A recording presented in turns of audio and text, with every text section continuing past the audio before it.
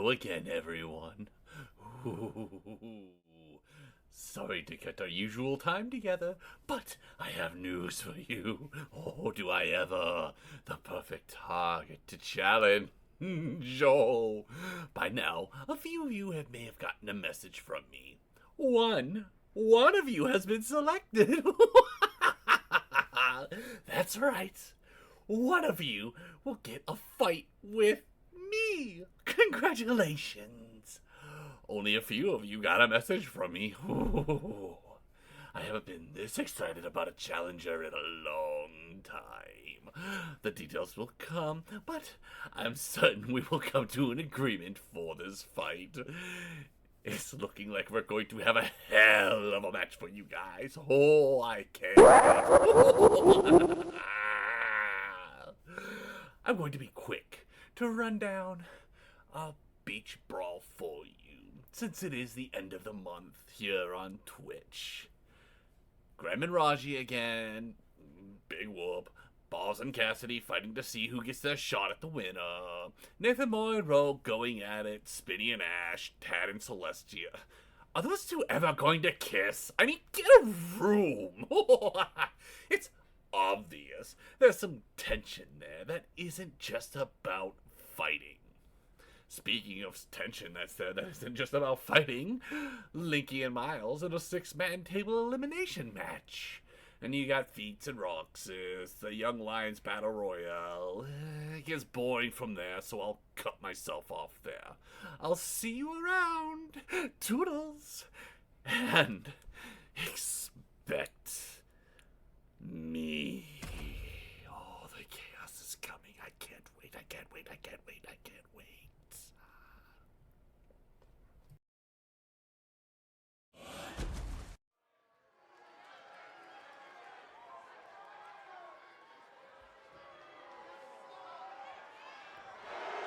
The following contest is scheduled for one fall. Making her way to the ring from Columbus, Ohio, Miss Perfect 10.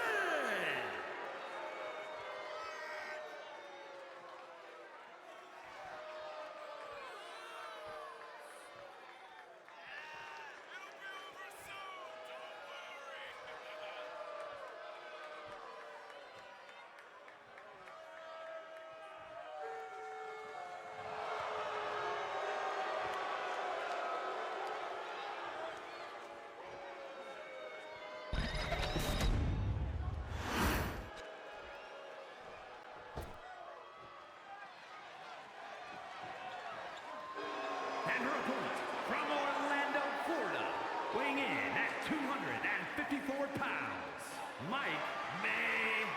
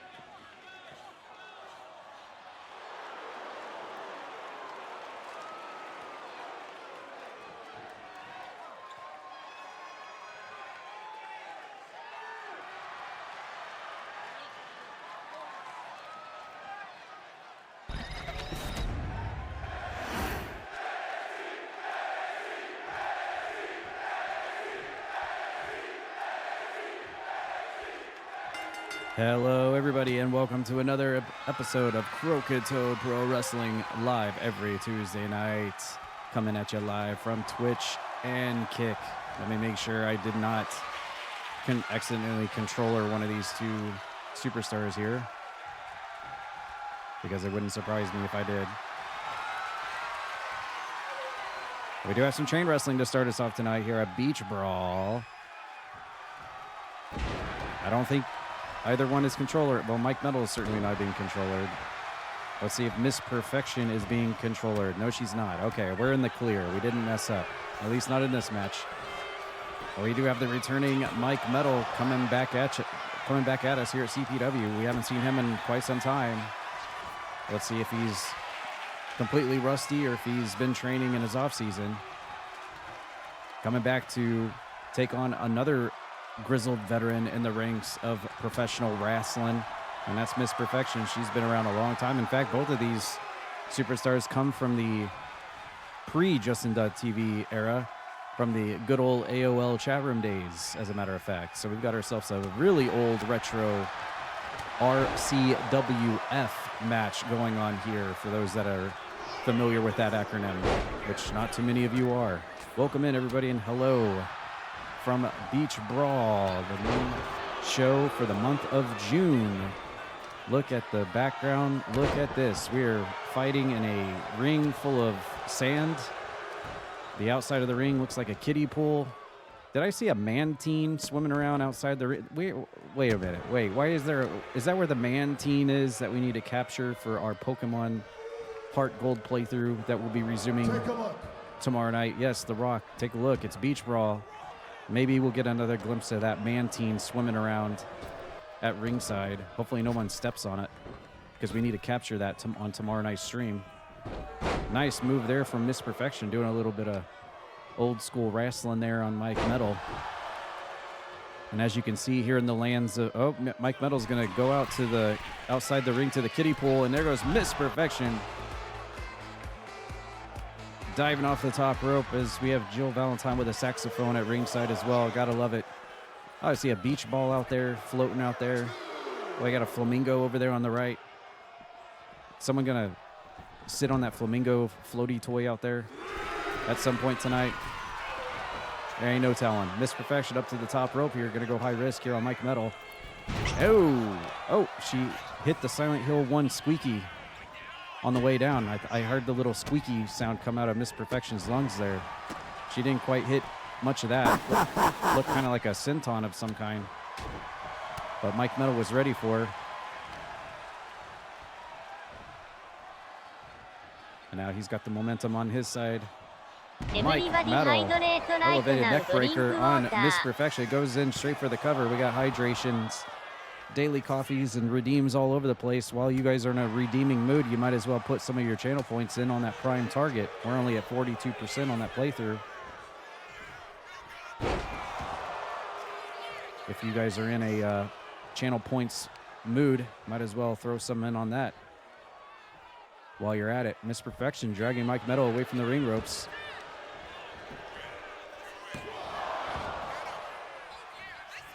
Only a 1 count. We've got a big card lined up for us tonight. Every title belt is on the line here at CPW. We've got some pretty insane matches here tonight. The World Heavyweight title up for grabs. Grem will be defending the world title against RAJI. Oh, and there's a cutter out of nowhere from Mike Metal onto Miss Perfection, making her see the online host for sure. Mike Metal now. Osaka Street Cutter. That's his trademark patented finishing maneuver. Is it going to be enough to put away Miss Perfection here in our opening contest? 1, 2, no. And Perfection is going to raise the shoulder up in the nick of time. Can't believe that. But she's got a lot of fight in her for sure. Mike Metal trying to make a comeback here at CPW in big fashion. And not only do we have the World Heavyweight title up for grabs, we've got the International Championship. Azarain will be defending against apparently a person of his choosing, since he won the Battle Royal on last Tuesday's show. You guys remember. It was the 8-person Battle Royal that also included Eric Bischoff for some reason. Wait, what the heck is going on? What is happening? Who the hell is... What the hell is this? Miss Perfection. Is that Miss Oh! Was that Miss Perfection's lead photographer that just came out here and blinded Mike Metal? I can't believe that. I've never seen that before. Miss Perfection's got her very own personal photographer that came out here and blinded Mike Metal. Will that work in her favor here in this match? I don't know. Mike Metal's definitely seeing orbs, and I'm not talking about the Waverly Hills kind. He's going to the top rope now. And Miss Perfection a little quicker than he suspected. That was crazy. That's the first time I've ever seen that scenario. I guess, you know, it is summertime. Everyone's talking about going to the beach now. I guess Miss Perfection just came ready with her personal photographer. Nice roll up there into the pinfall onto Mike Metal. Is that going to be enough? No. The match will continue. We've got the World Heavyweight title, the International title, the Tag Team titles are up for grabs, the Hardcore titles on the line, the Young Lions Championship, the Kappa title, the Women's title. We've got all the title belts up for grabs tonight. Will we get brand new champions in every match or not? We shall find out. Miss Perfection front face lock. Hooks the leg, fisherman style suplex into the bridge. Nice move. And then we get a nice close-up shot of Mike Metal. And look at that. Mike Metal might be back at Croakitoad Pro Wrestling, but Miss Perfection gets the win and laughs after the match. She knows what she did with her personal photographer coming out here to blind Mike Metal to get her the win here tonight.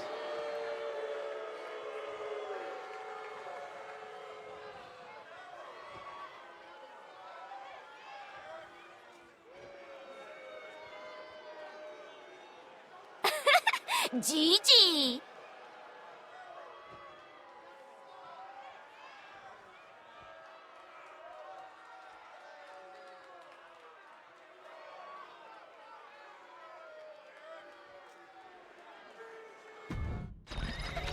All right, I'm going to tell you right now, you might be... Don't cross the streams.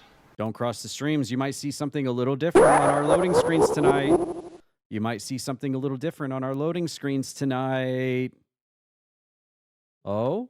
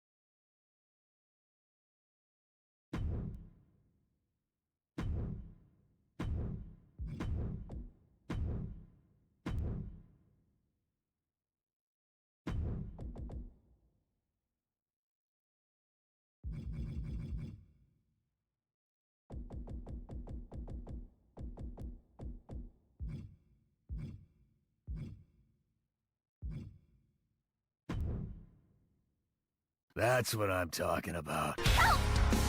Help! Help! Help! Help me, Leon! Whoa! The hell was that? Got you off guard, didn't I? Just trying to have fun. Thanks.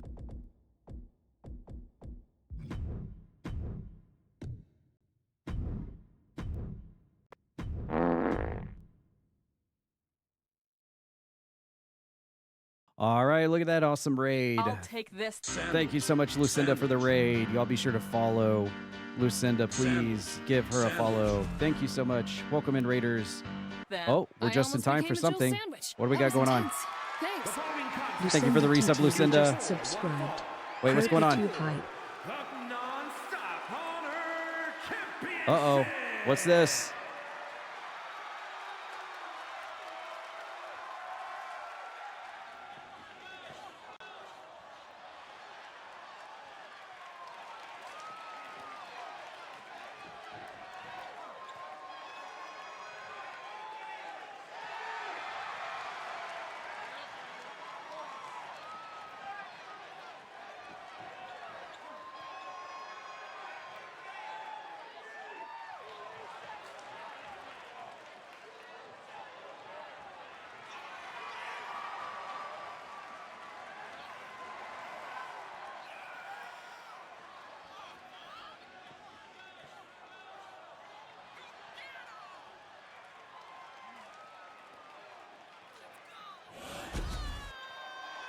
Oh, no.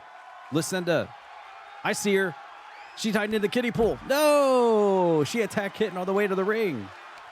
What the heck? It's Lucinda. She came in with the raid, and she raided Arky Kitten on the way to the ring. Look at that. She came all the way from a Twitch raid and raided all the way out here through the crowd and was waiting for Kitten to come make her way to the ring. And she was waiting out here at Beach Brawl tonight, our major event for the month of June. Welcome in, Raiders. Hello. We see Lucinda, who just dropped a raid.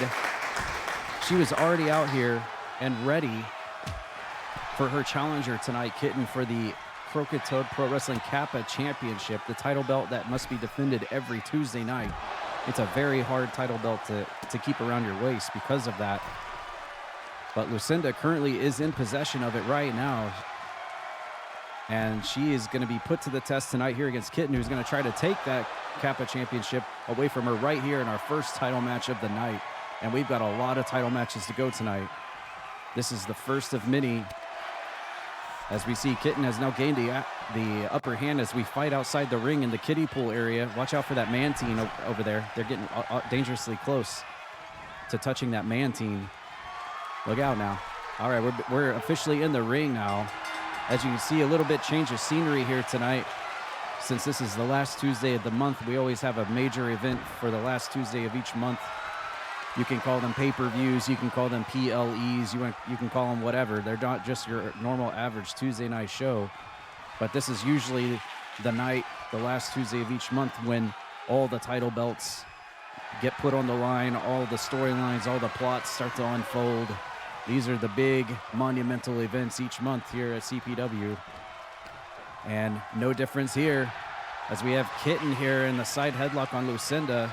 As we're in the ring, she literally just got done streaming. I can't believe she was already out. She ran through the crowd and was waiting. She said, I don't have time for my entrance. I just ended my stream and raided. I don't have time for that. I just got done playing the altars on my Twitch channel.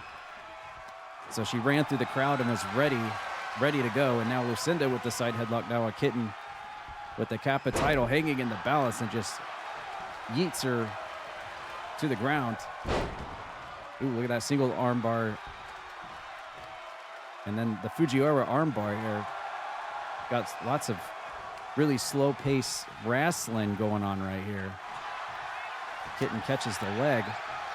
Ooh, and the high stiletto kick to the side of the head of Lucinda. Takes her down to the sand of the ring. I'm surprised we don't have a volleyball net in the middle of the ring. That would have really sealed the deal on an event called Beach Brawl. And we're all feeling that Beach Brawl nowadays, aren't we? With that 90-degree weather, am I right or am I right? Everyone's all sweating and trying to get away from that Super Mario sun that's trying to kill us all right now. Look at that, Lucinda with the snapper suplex into the sand on Kitten. That's one of her finishing maneuvers there. She almost gets the 3 count, but Kitten was ready for it. Powers out and tries to return the offense here, but Lucinda is a little bit quicker. And now she's going to ascend to the top of the Dunwall Tower here. Can she capitalize? No, and connects with the front drop kick. Tries to go for the toe kick, but Kitten was a little bit faster. And another one, running drop kick as Lucinda stays on the offense.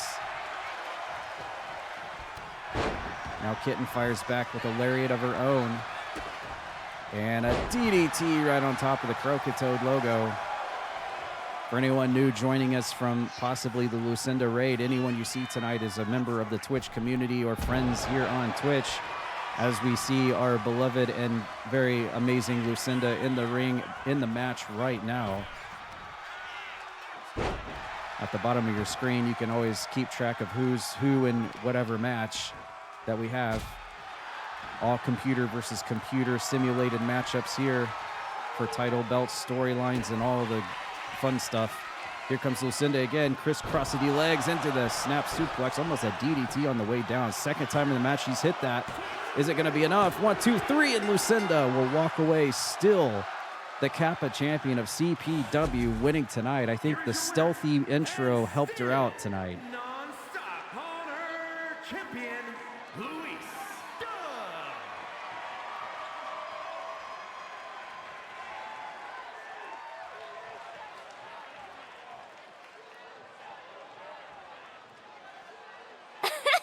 Gigi.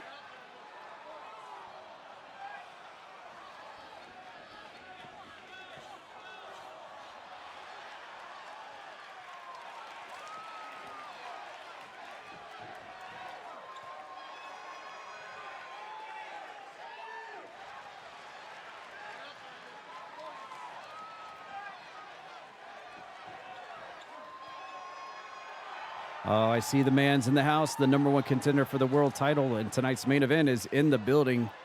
Will he become the second ever world champion tonight, or will he shave all of his hair and beard off? He'll be a bald little baby Roxas tonight. Will RAJI walk out with the belt or be 20 pounds lighter? We'll find out in our main event tonight against Grem.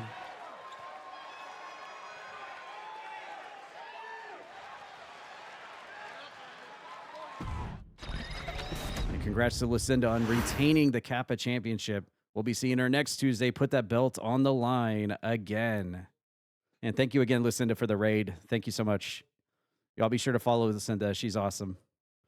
And give Necro a follow too, guys. Necro, Lucinda's significant other, Mr. Necro. I've met them both numerous times in real life. Great people. Can we get a shout out to Necro? Drop a shout out to Nick. There you go. Yeah, give him a follow too, guys.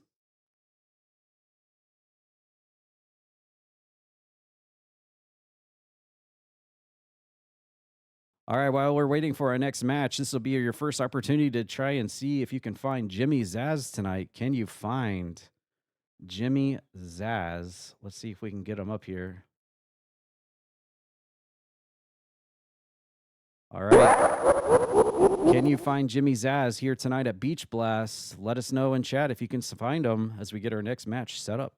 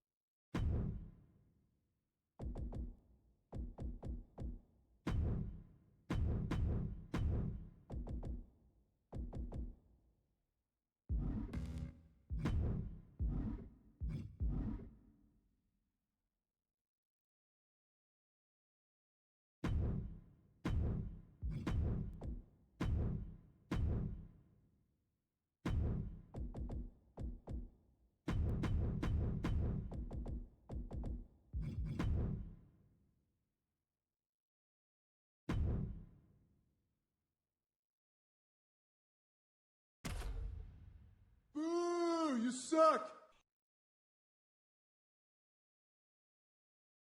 All right, coming up next, it's a feud that's been very personal. It's time for Celestia to meet her destiny tonight against the insane Tad Peters. I suck! The following is scheduled for one fall. Making her way to the ring from Miami, Florida.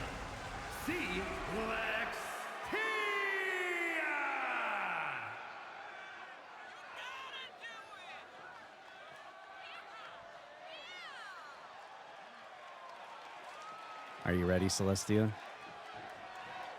Are you ready for about... I hope she's ready for what's about to come out here.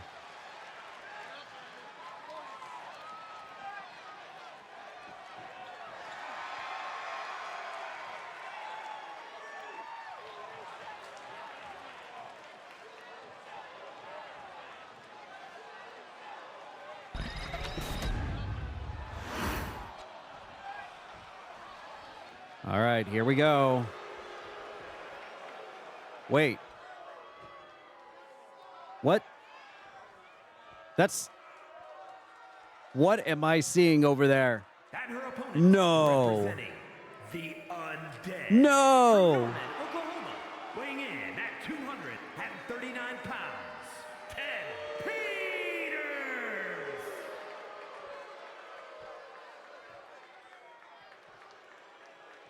Boo! You suck!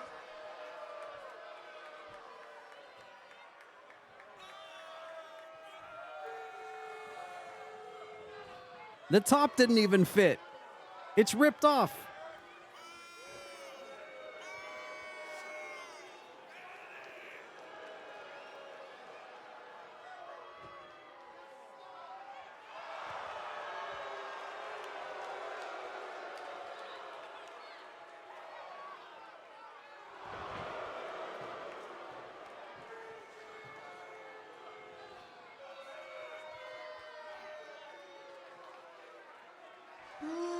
You suck.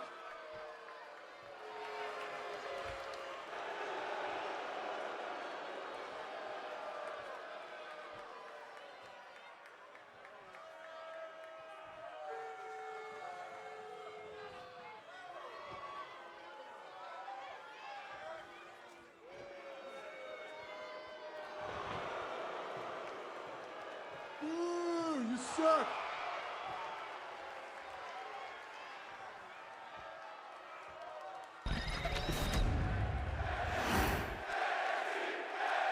All right, well, we're going to get this match underway.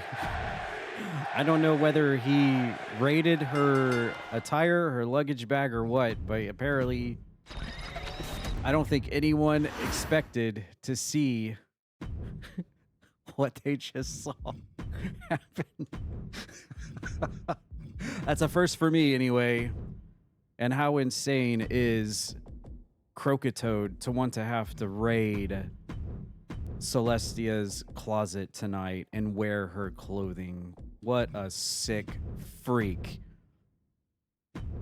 Croakitoad, the sickest freak of them all for sure. And I'm hearing we're getting our cameras set up to get this match underway. Just bear with us one moment as we get this set. And all right, here we go. We're going to get this underway here. Now that introductions have been made, and here we go. As you all know, this was... Oh, Jesus. Wait, I can't tell the two apart. Which one's which? I literally can't... Wait, which one's Celestia and which one's Tad? I can't tell. They look exactly the same. Wait, I know. They should be tag team partners. Yeah. Oh, wow. That's a rough move right there. DDT onto the pavement on the outside. We're in the parking lot, by the way, because this match is actually being billed. If you check the card... Oh, crap. I just realized it's supposed to be 2 out of 3 falls. Oops. All right, so whoever gets the first fall will reset the match and go again.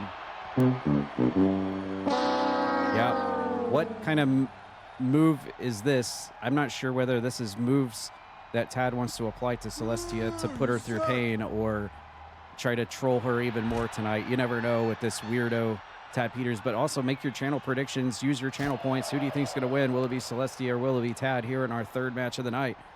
Oh, look at this. Oh, a scoop slam just right on the hard pavement on the outside of the arena. We are literally in the parking lot because if you check the card for tonight's lineup of matches, you'll notice that it's supposed to be a 2 out of 3 falls Miami Rage street fight. You know, like Streets of Rage. A Miami Streets of Rage 2 out of 3 street fight is what we have here in this rivalry that has been very unassuming between Tad and Celestia over the past month or so, and it looks like it has led us to this fight on the... No. You stay away from that pine... I almost said pine cone. You stay away from that parking cone. That parking cone goes into places you don't want to see. You keep that out of this mat. Oh, onto the boxes. It's like a Michinoku driver. Oh, look at this. Celestia going to the top of the scaffolding. Is she going to dive off? Ah, she changed her mind. And look at Celestia go here. She has been on the... I think she's taken it personally that Tad apparently raided her attires and stole one of her wrestling outfits here for this match tonight. I mean, what kind of a sick pervert would go through a women's drawer of her clothing and wear it for himself? And that's where you have the psychopathic Tad Peters, member of the Dead Zone for sure. Obviously, he has pervertedly targeted Celestia and has been trolling her ever since. And yeah, actually, you know what? I wouldn't actually want to be out here fighting in this because with how hot it has been. Can you imagine how hot that... that street is outside the arena right now, outside the building. I mean, we are supposed to be in Miami right now, Celestia's hometown. And no doubt it was over 100 degrees today. And that pavement is cooking. You could fry an egg on that thing. I wouldn't want to be touching my bare skin on that concrete out there, that's for sure. Even with the sun starting to go down. You'll notice there's no referee out here on this thing. It's clearly just a straight-up brawl between these two. Basically, it's the last person standing. As Celestia is doing a really good job of maintaining. Uh-oh. Oh! Spikes his head into the street. That'll hurt him. Celestia doing a great job so far of fighting back in a match that you would suspect would probably go in the favor of Tad just because of his mind games that he loves to employ on his opponents. Uh-oh, Celestia's got the hammer now. Celestia's got the band hammer. Oh! And cracks him in the knee, taking out his kneecaps. And she's proud of herself. Oh! Was that in the no-no spot? Probably was. It looked like it. And a knee to the makeup face of Tad Peters. Uh-oh. And now returning the favor, just popping him in the face. I'm sure his oh, look at that slap. Harsh slap across the face. That makeup face of, uh-oh. Hold on, hold that thought. This might be it right here. There she goes, winds him up and drops him. And Celestia will win the first fall. This is a 2 out of 3 falls. Celestia picking up the win in our first one. So we'll get someone to get some water on Tad's face here and click rematch. And so that he can get back up to his feet. And then we'll continue now. All right, best 2 out of 3 falls. So that means that, oh, if Celestia wins one more, it's over. However, if Tad wins this second one, we will go into the rubber match. Wait, I probably shouldn't have said that. That's probably a bad kind of match to say in this situation. A tiebreaker match, in other words. Nevertheless, we are back again for round 2 in this Miami Streets of Rage street fight between the trolling Tad Peters and Celestia. And we're back over by the scaffolding area again. I really hope no one is showing up late to the building tonight, to the arena, because you're going to have to fight through this. Nice move. Wombo combo. Elbow and a leg drop by Tad Peters, but Celestia gets right back up to her feet, hits him with a back elbow. Numerous combo there from Celestia. And nice move there. Almost a Falcon Arrow. Uh-oh. Celestia going up top. Is she going to dive off? Oh, she almost did. And Tad was ready for her. Looked like Celestia might have maybe gone for her 450 elbow drop. That's what she's known for, off the top of the scaffolding. That would have been pretty epic. But Tad was ready for her. Obviously raiding her clothes cabinet for this match, surprising everyone in attendance, including myself tonight. The top isn't even big enough to fit properly, but he does not care. The job was done with his mind games.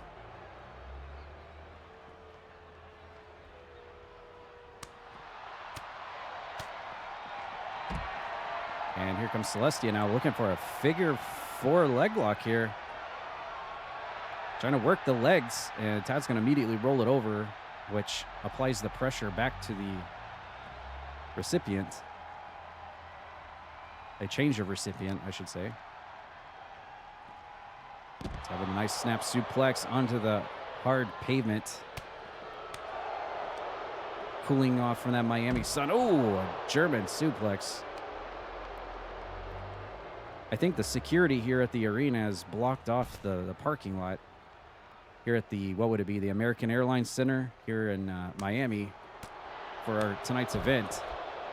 not allowing anyone else to come in here now that they realize that there is an actual brawl on our hands here. Running leg drop onto Celestia while she's down. Oh, and a spine buster. Uh-oh. And Tad's ready for something. What's he gonna, is he gonna go? Oh, he's got the chokehold cinched in on Celestia here, trying to choke her out. Look at that, he's just like throwing her back and forth like a rag doll. And I think he actually succeeded. Where's he going? Where the hell is he going? He's going for a trash can. Now where is he going? Where are you going? This guy is insane. This guy's loco. All right, he's back. And hopefully the back of Celestia's head didn't hit that curb. All right, she throws him across the parking lot area here. All right, I'll see you guys back at that spot. All right, guys, I'm back at this spot. Yeah, well, that spot just hit him right in the face. Jump kick right to the face. It's a straight-up brawl. We're going all over the place here outside the arena. I would really like to see that scaffolding get put to use. I mean, that would really seal the deal on this situation. Uh-oh, Celestia's got him up. Oh, my God. Oh, do you see his lower back? Oh, my God. She literally backbreakered him on the curb. That's a literal curb check. Celestia literally curb checked him. That had to hurt. Oh, nice reversal. Uh-oh. He was going to try to connect with that DDT, but she was ready for him. And just yeets him across the parking lot. We're getting close to that SUV. I don't know whose SUV that is, but you might want to be watching what's going down, because you might have an insurance claim on your hands here in a second. Oh, no. Oh, no. Oh, no. Oh. Oh, no. Oh, no. Well, Celestia certainly likes the hammer more than the cone. Where's she going? Where's she taking him? Oh, yes! Rear waist lock. Tad throws her into the curb. We're getting danger close to our glass doors here of the arena. Now where's he going? Yep. Almost threw him against the side of that SUV there. Ooh, vicious knee strike into the side of Tad's face. Celestia just letting him have it here tonight. She did not appreciate him taking her clothes, that's for sure. And he reverses and throws her back over by the cone. Uh-oh. And now I believe he's got a finisher ready. Is he going to try to tie this thing? Oh, my God. Ooh, a side slam into the, what is that, the Anaconda Vice? And she's tapping, but I don't think there are any submissions. There are no submissions in this. It's just not being able to get up and answer the call. No pinfalls, no submissions in a Miami Streets of Rage street fight. Oh, my God. What a spine buster. Uh-oh. Oh, he was going to go for the finisher, but Celestia had to counter. Uh-oh, she's going to counter with her own here. Picks him up, drops him head first into the pavement. Celestia showing a lot of resiliency here.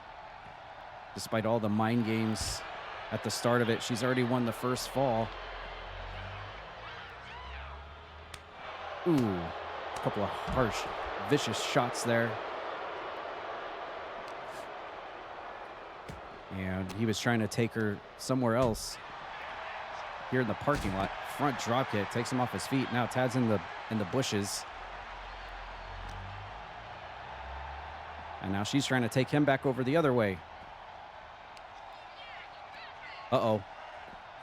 Oh, here comes that move that I think this won her the first fall. Oh, man. Nice move there. Just drops him into the pavement. Celestia going for a door. That is literally a door. And throws it on the ground. I don't know what. Uh-oh. This might be it, ladies and gentlemen. I think this might be it. She's going to go for. Oh! She tried to crunch him through the door. Missed. And his skull hits the pavement. Celestia, 2 falls. She has just won in her own hometown tonight. Beating back the psychopathic troll, Tad Peters, in the Miami Streets of Rage street fight here tonight. Celestia winning 2-0 over her troll, the perverted Tad Peters.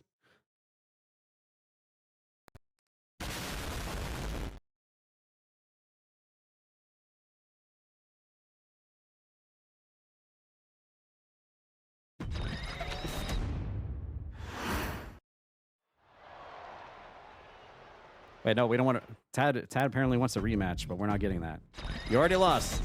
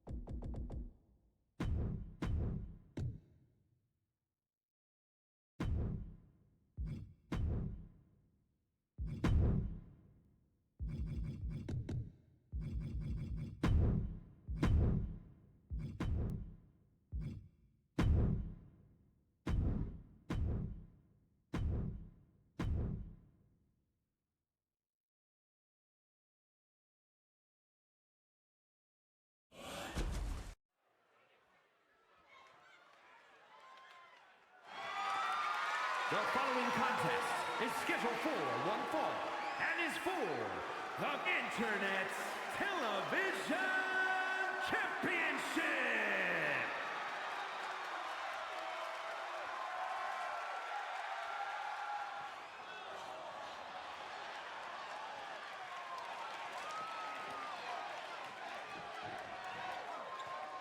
I'm smart now!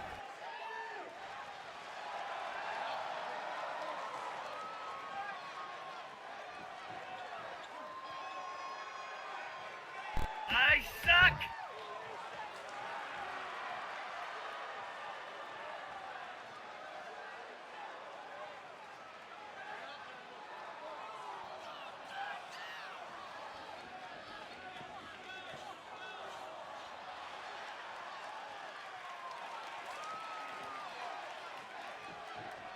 Hello.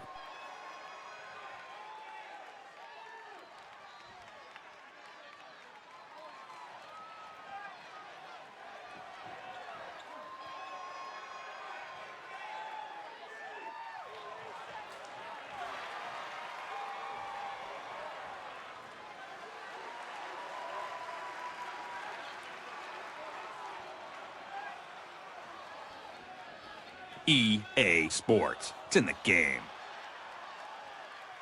No, it's 997 Studios. Hello, HUW. Welcome to the stream. Welcome to CPW every Tuesday night live on Twitch and Kick. Rox is going to try to get his TV title back against the Hunter.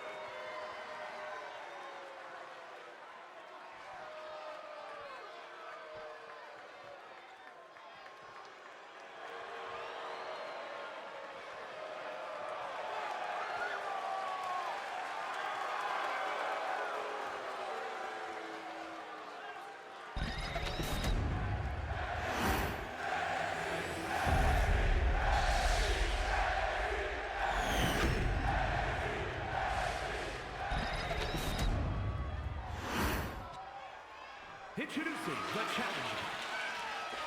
From Allentown, Pennsylvania, weighing in at 248 pounds, Ross S. I'll take this. Sandwich. And his opponent, Sandwich. weighing in at 244 Then. pounds. I almost became a Joe sandwich. That was intense. Thanks. Trashbag said just subscribed.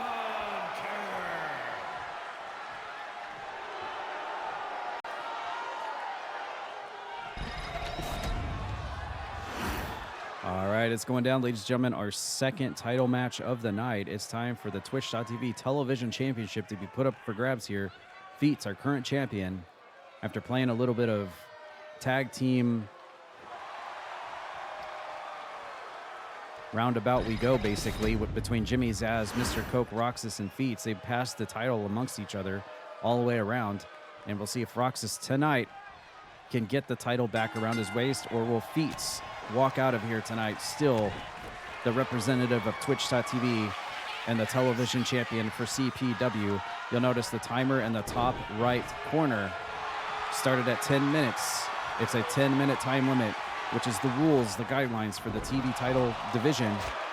If that time limit runs out, Feats will, by proxy, walk out still the champion. He will defend the title successfully, so the time is on Feats' side.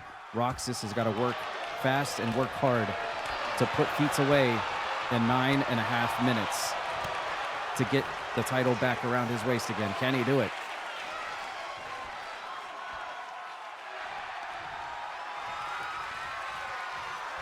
Still to come tonight, we've got the Hardcore Championship up for grabs. We've got Syko defending his title belt against Jess Moxie. We've also got the Young Lions Championship. Spike Ryan waiting in the backstage area, waiting to see who's going to win the 8-person elimination battle royal to fight him for the Young Lions title here tonight. The only caveat is that Mr. Coke will be the special guest referee for the title match. So is Mr. Coke going to call it down the middle? Is Mr. Coke going to be fair and balanced? I don't know. Knowing the track record and the history between Mr. Coke and Spike Ryan. Another storyline going into tonight's event here at Beach Brawl. As we go out into the kiddie pool for Roxas and Feats. Just be careful. Don't go too far to the left. You might step on that mantine. We need to catch that thing for tomorrow night's Pokemon Heart Gold playthrough. We've also got the 6-person elimination tables. Oh no, Roxas stepped on the mantine. Oh God, keep Feats away from the mantine. He's gonna collect it as a trophy. We need that Pokemon. Leave it alone. We're battling on the outside of the ring here. They need to get back into the ring before the 10 count, or once again, Feats will walk out still the champion. Roxas needs to be really careful here. Fighting on the outside here in the kiddie pool. Roxas needs to get Feats back in the ring to resume this match. He can't win like this. I think Feats tripped over the beach ball. Roxas, get back out the ring. You got to reset the count. I don't think Roxas realizes he will not win the title if it gets to 10. Roxas, no! Roxas, what are you doing? No, Roxas, he won the match, but he didn't win the title belt. Roxas, no! I think he got confused. I'm smart now! No, he's not. He's not at all. Well, Roxas wins. What the hell? But he doesn't win the belt. I suck! That's what we want.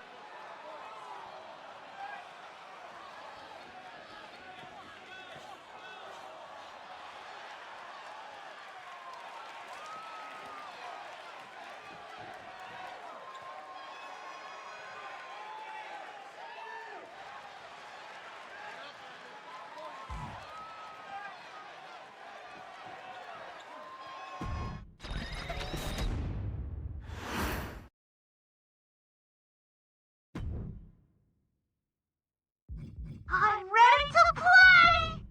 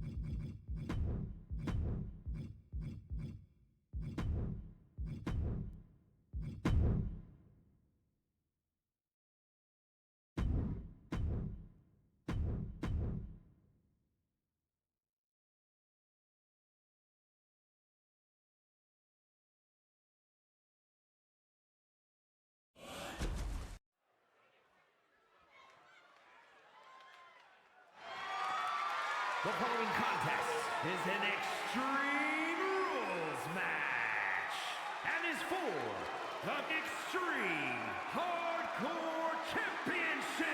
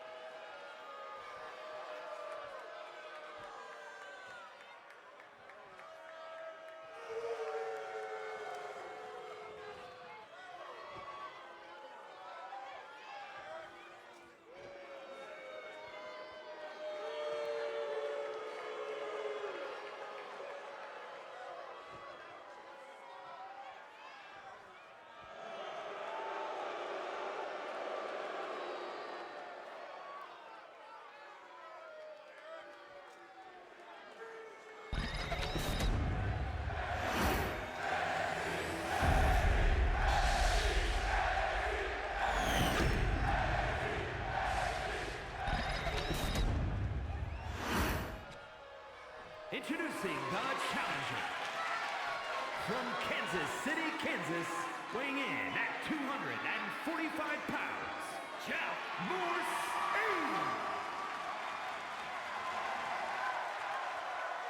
And his opponent from Seattle, Washington, weighing in at 238 pounds, the Extreme Hardcore Champion, Syko. All right, there you go with the amazing, completely blank faceplate and all. Our hardcore champion of Croakitoad Pro Wrestling entrances have been made, and now it's time for our next title match to go down here at Beach Brawl. Will it be Jess Moxie winning the title back and getting the title back around his waist once again, or will Syko walk out still the hardcore champion after beating Bethany for it so many weeks ago? Here we go. As usual in the hardcore division, all bets are off. Weapons are allowed. They can go anywhere, everywhere they want. And it'll be interesting to see who decides to go for the weapons out from under the ring first and what their weapon of choice will be.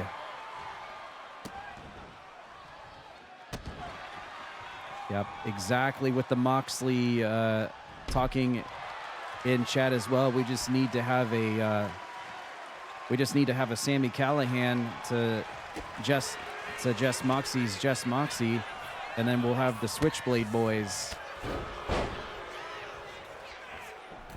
Nope. No. Well, Syko tried to go for the top rope Asai moonsault, but looks like he didn't get all of it.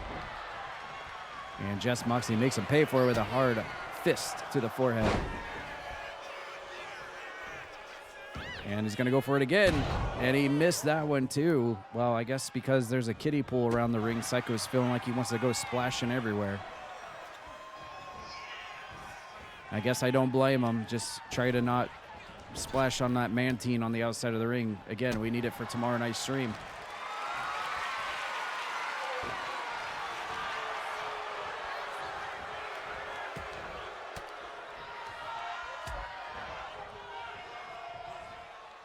So far, we stayed in the ring. Just a little bit of battle testing here going on between these two.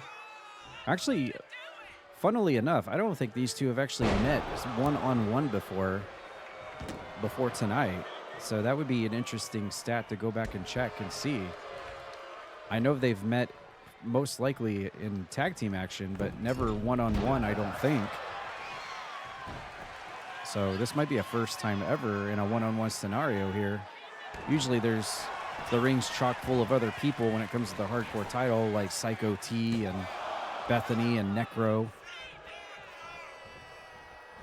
to name a few. All right, we're rolling out of the ring here. Okay, it's going to be Jess Moxie going to be the first one to go for a weapon, but Syko cuts him off. What kind of dangerous utensils and tools could be hiding under the ring, I wonder. Jess Moxie again going to go for it. What's he got there? A guitar? No. No. Because I'm going to stretch his ass like it's never been stretched before. He got the guitar. No. Jess Moxie found the guitar.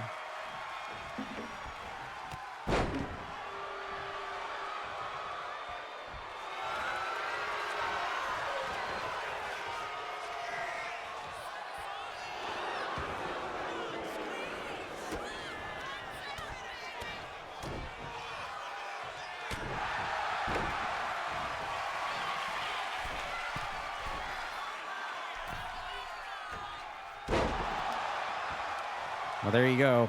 Jess Moxie, top rope, guillotine leg drop onto Syko while he's down. And now he's posed and ready for something there, but Syko was ready for him and cut him off. And here comes the flurry of punches. Okay, it's going to be Syko's turn to look and dig under the ring for something. What's he got there? What is that? Is that the urn again? Syko's got the urn full of someone's ashes. I don't think Paul Bearer would appreciate Syko finding that urn under the ring there. Literally buried in the sand here on the beach. Let's just hope that urn doesn't get put to use here in this hardcore title matchup as we have fisticuffs going on here. A chop fight literally between Jess Moxie and Syko. Hits a drop kick, goes for the cover. Only scores a 2 count there. The urn is at the bottom of the ring. You never know what you're going to find under the ring, that's for sure. And a drop toe hold forces Syko to get his head cut open a little bit there in the sand. And we've got our first bloody superstar in this hardcore title match here. It's the champion, and there is the urn. Jess Moxie's got the urn, and he uses the urn. He is using the urn. No! and all the ashes spread. Were those Donnie's ashes from the Big Lebowski? It wasn't a Folgers coffee cup. And look at these harsh elbows. Oh my goodness, Jess Moxie with a series of hard elbows to the top of Syko's already bleeding head and gets it. Oh my goodness gracious. Jess Moxie has just done it. Jess Moxie is what? Wait, that's not Jeff Jarrett. No, wrong song. Wrong song. Jeff Jarrett's not the champion. It's Jess Moxie. Get him out of here. Jess Moxie once again, the CPW Hardcore Champion, after the harsh elbow shots to the top of the skull of Syko. Jess Moxie once again, the title around his waist here at CPW.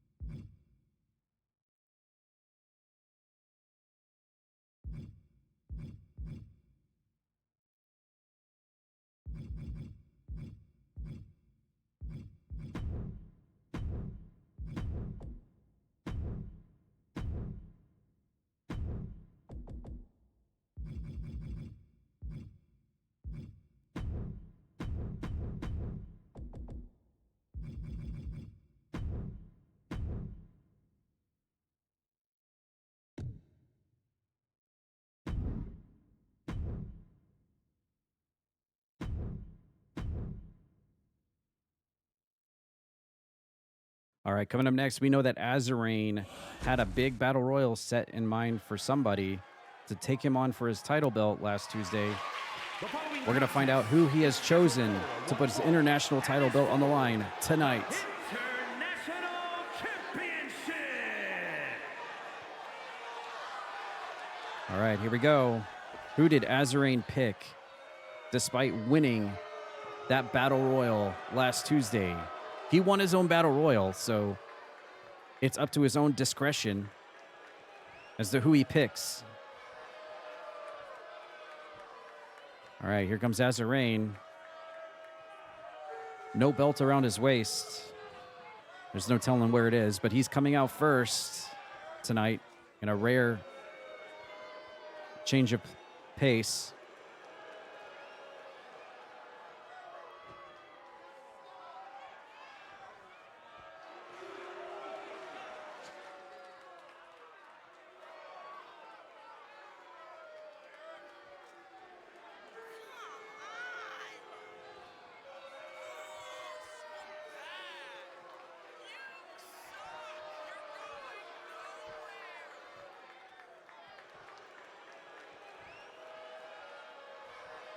That's what we want.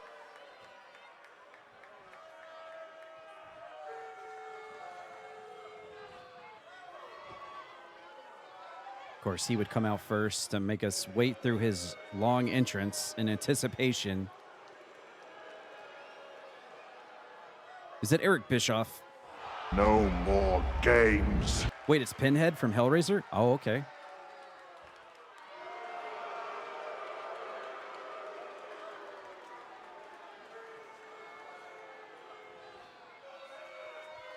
you were doing quite well, I must admit, until you got terminated. Hey, listen!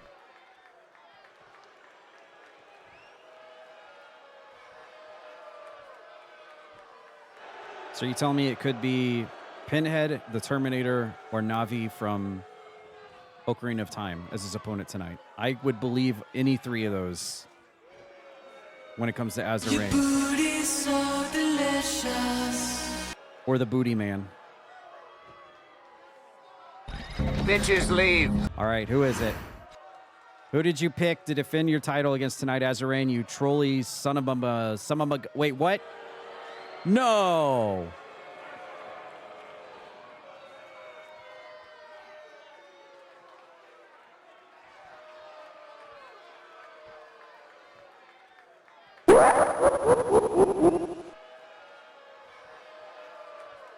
What? How? What? How? Huh? How does this even work?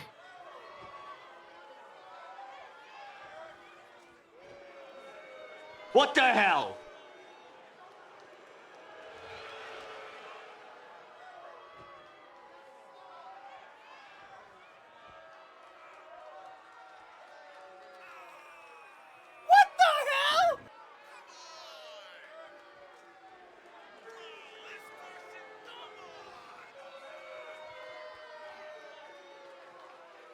It looks like Kefka's up to his old tricks again here at CPW.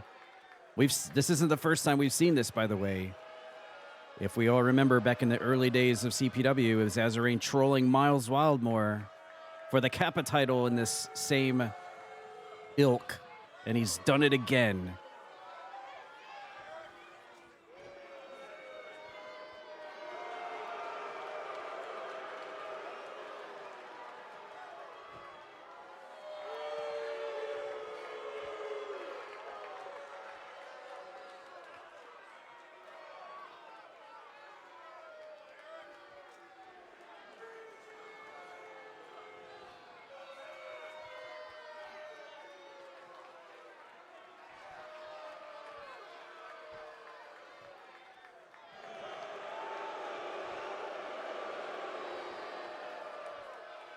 I think the fans here tonight are as confused as everybody else is about what is happening.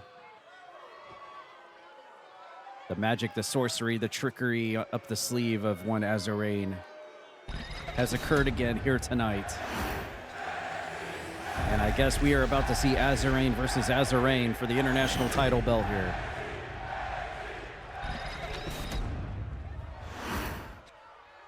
Introducing the challenger from your darkest fears, weighing in at 231 pounds, Madman Clown. And his opponent from your darkest fears, weighing in at 231 pounds, the international champion, Madman Clown.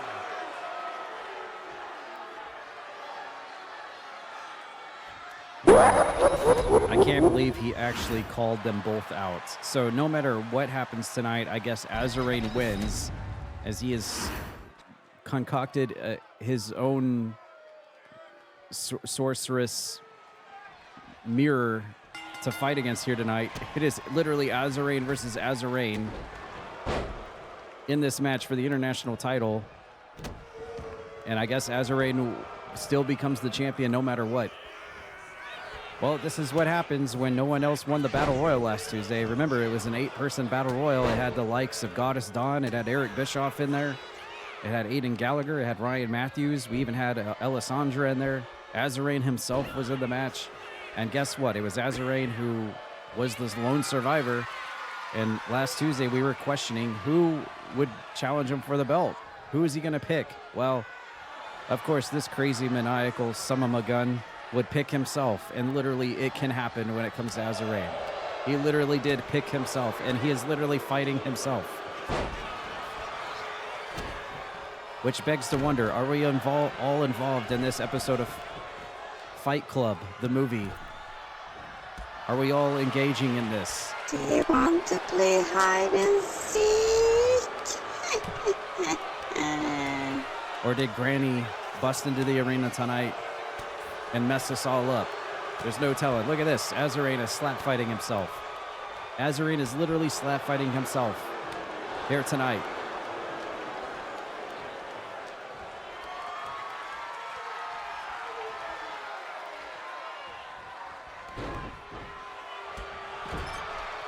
I mean, I guess I could see maybe, well, I would almost say maybe Tad Peters could be under one of these costumes. It fits into his MO, but he's probably still recovering backstage from getting dropped on his skull about 25 times from Celestia, so probably not going to be him. I think this is legitimately some sort of sorceress concoction that Azarene has cooked up from his sorceress spell book. You never know what's going to happen here at CPW, that's for sure.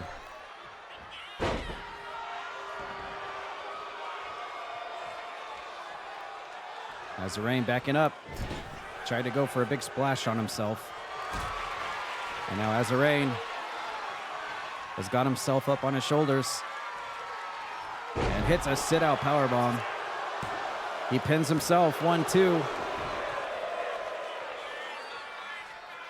And both Azarenes are going to go out into the kiddie pool here at ringside on the opposite side of where the Mantine is. Ooh, a final cut from Azarene in the splishy splash waters.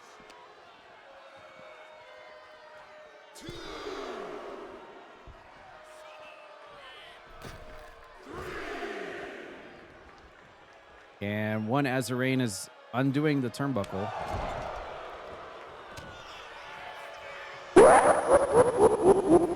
Uh-oh. No! And the steel buckle comes into play in this match.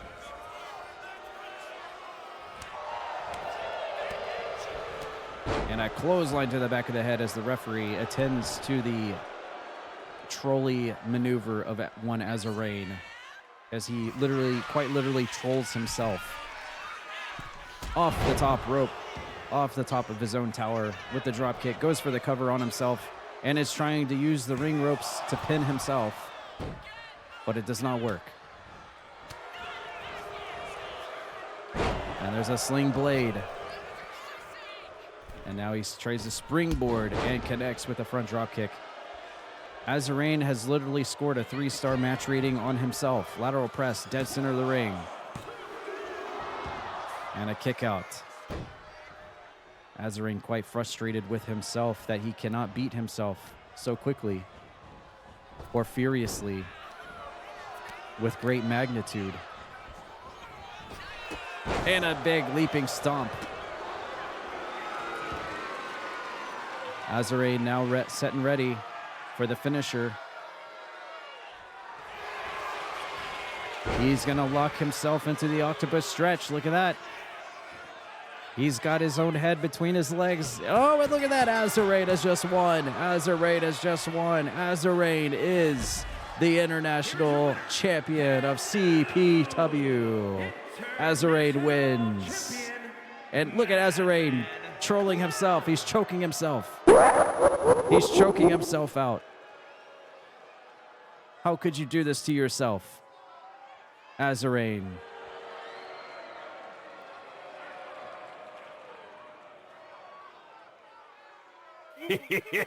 Thank you.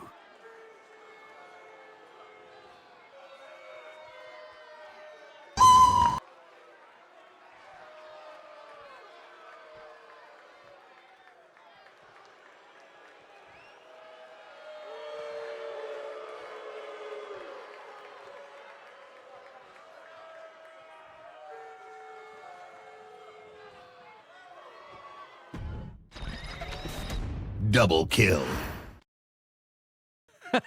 Did you really get double kill as a random? That's great.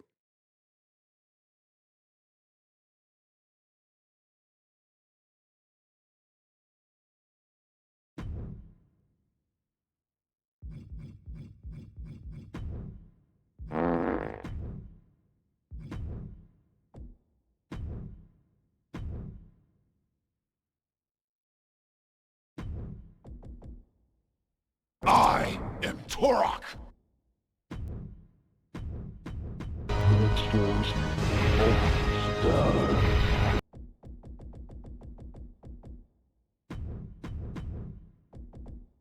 Don't cross the streams.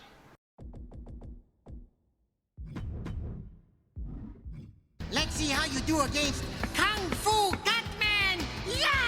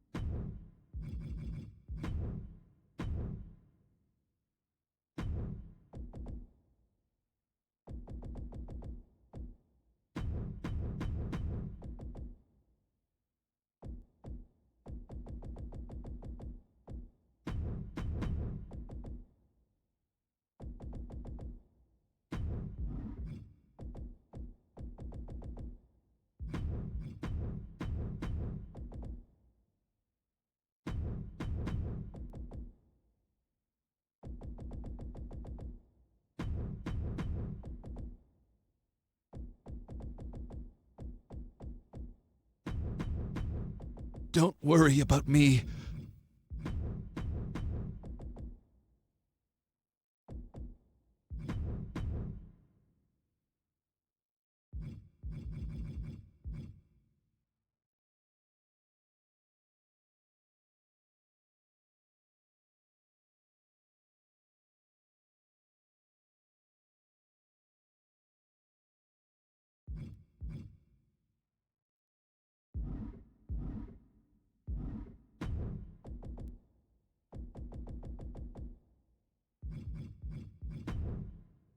Everybody hydrate right now, drink water. Oh, come on, let's get down. Come on, everybody. Check me out. I'm dancing. I'm dancing.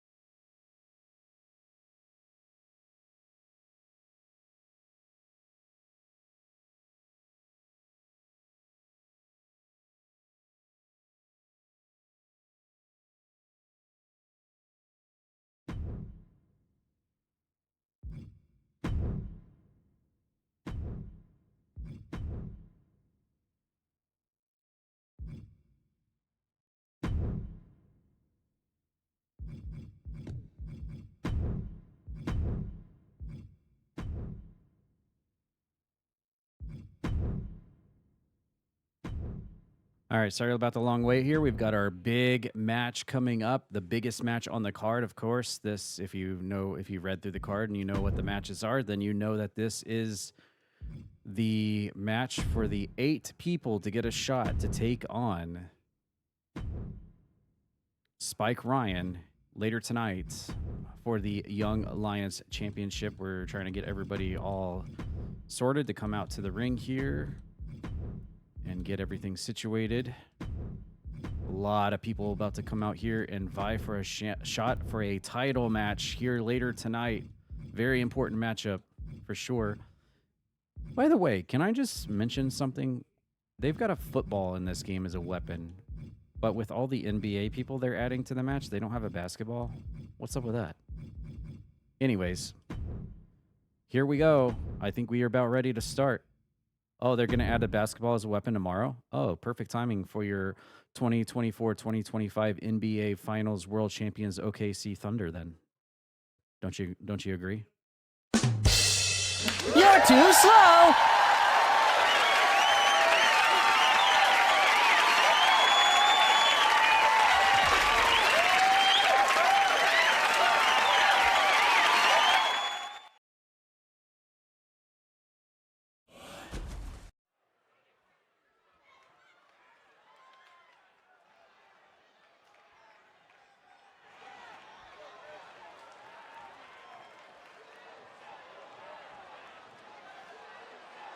The following contest is an elimination match.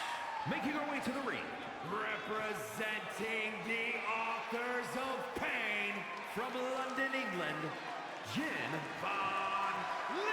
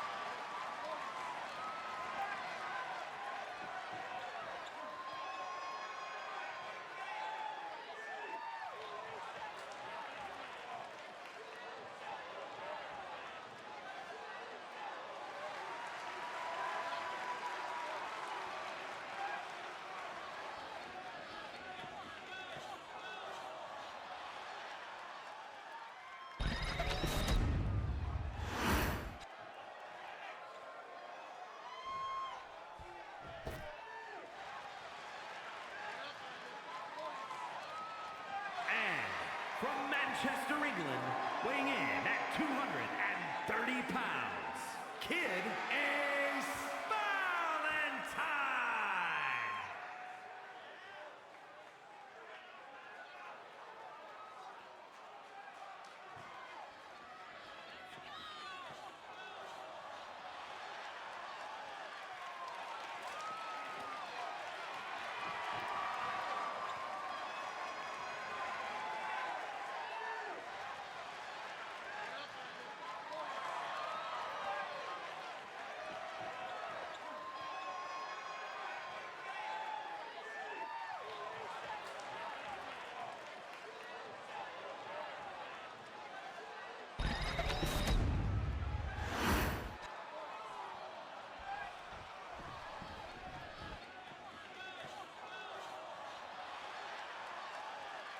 And representing the Awesome Ones from Detroit, Michigan, weighing in at 130 pounds, Punk A.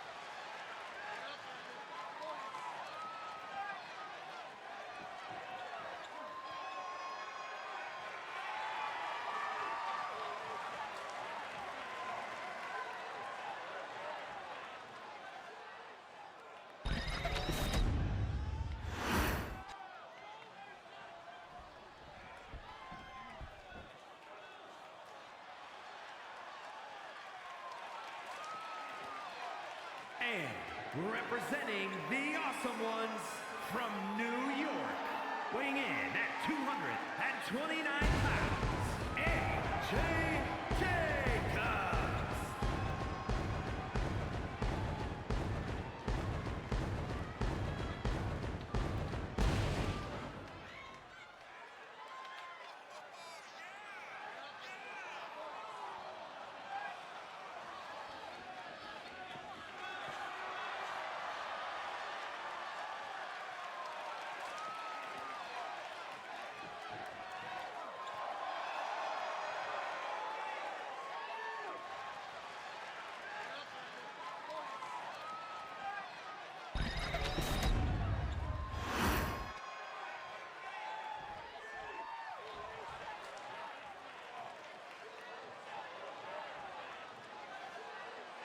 And representing the Alpha Academy from Glasgow, Scotland, Goose Lady. The ducks in the water. The ducks in the water. The ducks in the water. She's on land. She's on the water. She's in the sand.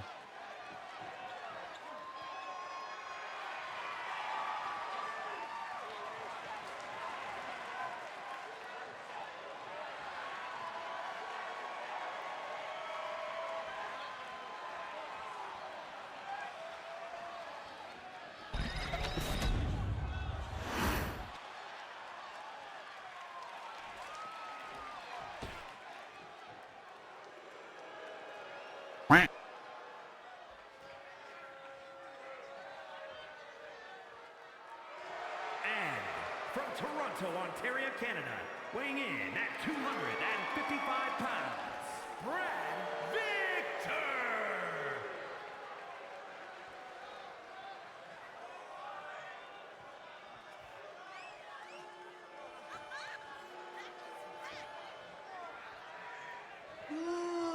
OG Brad Vickers dropping a big old raid. A big old raid on Croakitoad last night during Pokemon. Really appreciate that. Oh my God, JC, a bomb. It's a bomb. On the beach. Bomb on the beach. OG Brad Vickers, the original voice actor of Brad Vickers from Resident Evil 3 Nemesis on the PlayStation. God damn. For those that I don't thought know. it was a bomb for sure.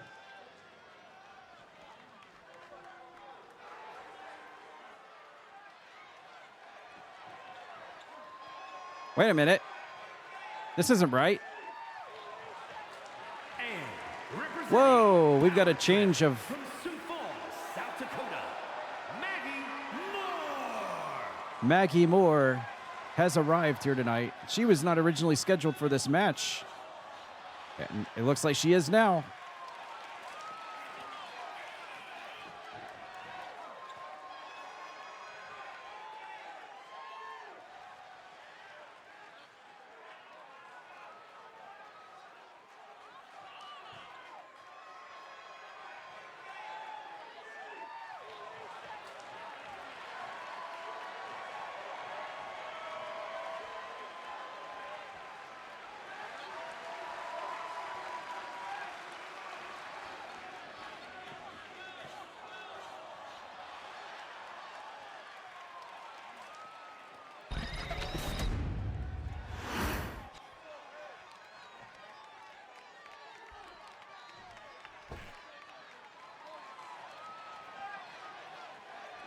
and their opponent from London, England, weighing in at 246 pounds, Burnsy.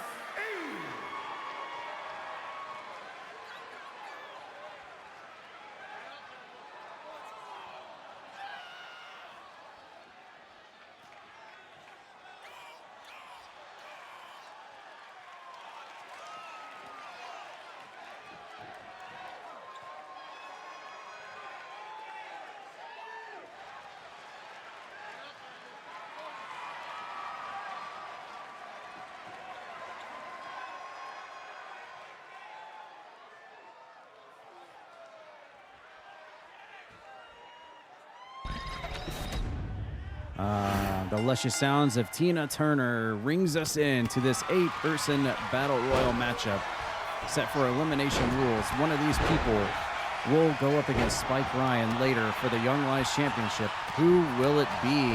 Who will it be? We've got a ring full of people here tonight, battling in the sand around the kiddie pool here at Beach Blast, or Beach Brawl, I should say.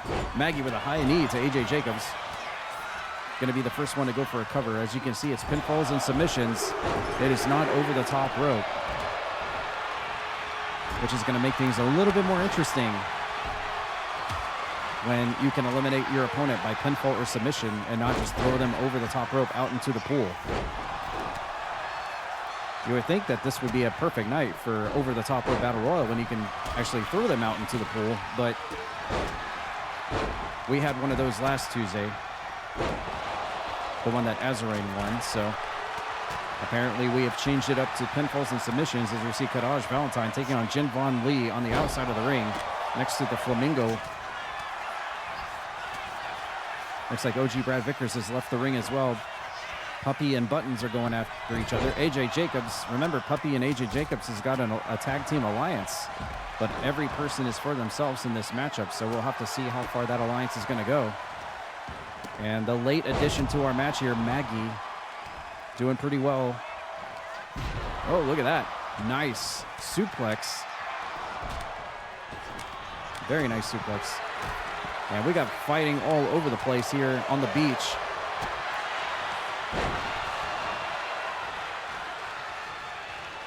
Not so much dragon suplexes there. Oh, tiger suplexes, more like it.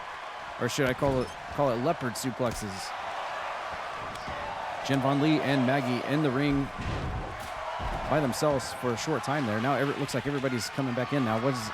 OG Brad Vickers has got a stop sign. Jen Von Lee now going for a weapon. Jen Von Lee's got a table. And Jen is setting up a table here in the pool. In the pool area. Well, that makes sense. Jen Von Lee does love the back rooms and the pool rooms, so she's going to be at home on the outside. Oh, look at that. AJ Jacobs was going for the pin on Puppy there, but he immediately kicks out. We've got quite the variety of competitors in this match. All of them classified and qualified as young lions in the division, which are basically new faces, fresh faces on the roster here at CPW. Most of these competitors participating in their first season of CPW, if not showing up in the first season of CPW. Gotta love the camera angle here. We're getting a nice close-up look at that framework there. Well done framework. Garage and Burnsy and Puppy having a little three-way war on the outside. Oh, that's a great steel framework right there, man. Oh my God, did I just see that right? I think Jen Von Lee just pile drivered Maggie off the apron into the water. Holy crap, I didn't even see that until the last second. Uh-oh, AJ Jacobs going for the Brad Vickers helicopter ride. Stars Alpha Team helicopter pilot. Trying to get the cover here on AJ Jacobs, but he kicks out. Nobody eliminated yet. Looks like a kneeling powerbomb from Buttons. There's so much going on here. Oh, I think Burnsy just hit Maggie with the slappers on the top of the head.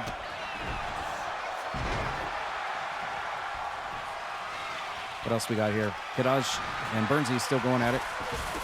Puppy's got a barbed wire baseball bat, looks like. Was that a sidewalk slam from OG Brad Vickers to Buttons? Now we have Maggie and Puppy fighting on the outside. That's an incredible steel framework right there. Well done. Good job on the rafters in the building, for sure. There's a table in the ring in the sand pit. We are zoomed all the way out, and I hope all these people... Oh my God, was that a spear? Buttons hit a spear on AJ Jacobs. We got Karaj and Jen Von Lee in the ring. All these people running amok and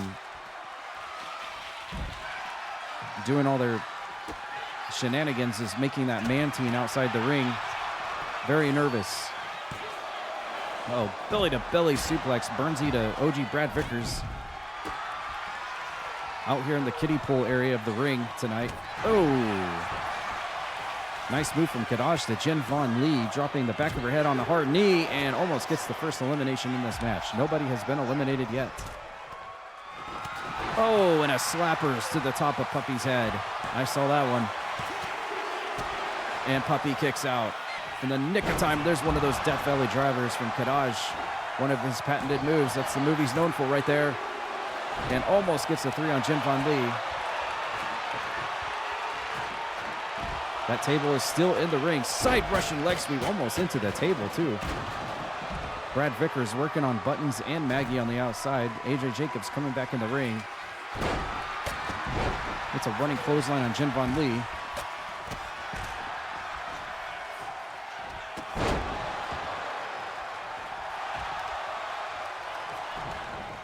There is just stuff happening all over the place. And the rafters are not helping at all. Great rafter view here. Uh-oh, here comes the Vertebreaker. Vertebreaker from AJ Jacobs. One of his patented maneuvers on Kadaj. Is that going to be it? No. Near fall so far, but nobody has been eliminated. Everybody vying for a shot at Spike Ryan, the Young Lions title here later tonight. I can't tell. Is that Maggie pinning Burnsy? I think so.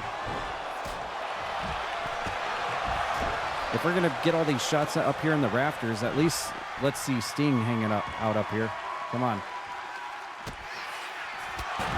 Nice move from AJ. Did OG Brad Vickers have an apple? I think Brad Vickers brought an apple into the ring. I could have swore I saw an apple bouncing in the ring. There's no telling. I think Buttons has got a fluorescent light tube. Oh, it shattered. That fluorescent light tube just shattered on the outside.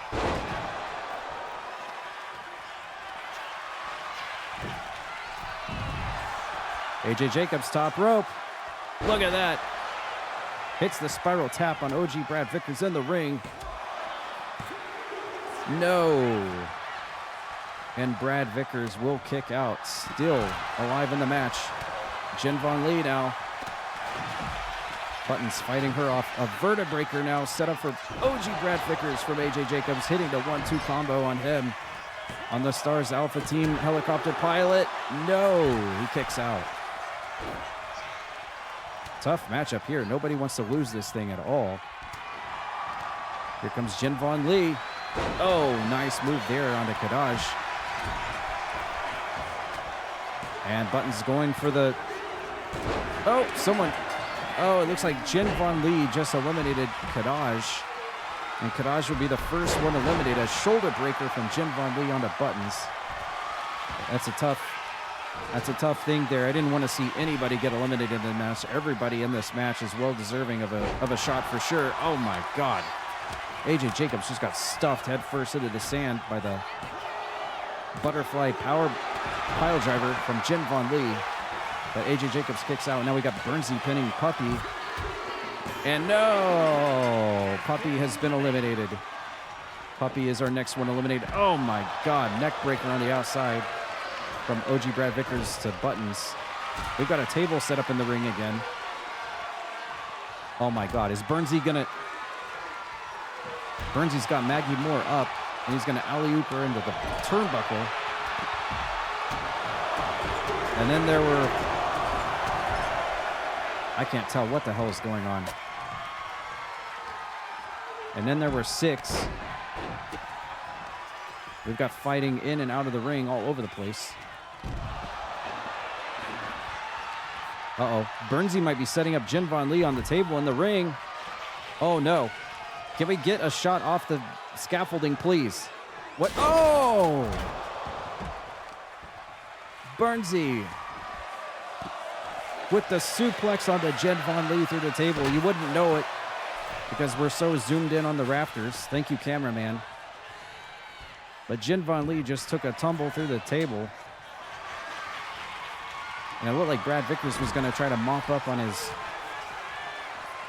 most precious enemy of CPW, but she was ready for him. And here comes the airplane spin. Brad Vickers to Jin Von Lee as Maggie watches, and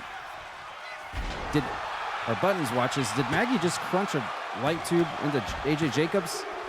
No! And once again, the thorn in her side. The thorn in her side. Jin Von Lee once again gets eliminated by OG Brad Vickers. It's like anytime Jin Von Lee shows up, OG Brad Vickers is there to absolutely be the thorn in her side every single time. And now we got Maggie pinning Buttons here. Almost gets the elimination. Brad Vickers now working on AJ Jacobs. At least we get a zoom-in camera shot there this time. Oh, and a super kick to the chops of Burnsy. Off the rebound, off the ropes. But he's going to kick out. And there were 5 left.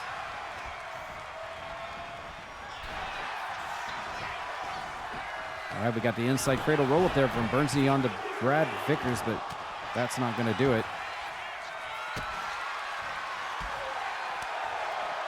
We've got ourselves a 5-star rating matchup here on this one. Oh no, Burnsy just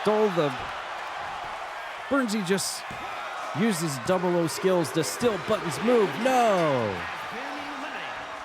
But Buttons gets hit with her own finishing maneuver. Burnsy stole it.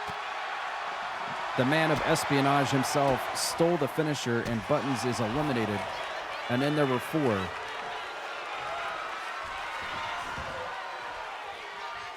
And Burnsy just threw an apple. I'm surprised I didn't hit a fan in the front row. Burnsy just chunked an apple at AJ Jacobs and popped him in the side of the head. Oh my God. There were weapons being flung around.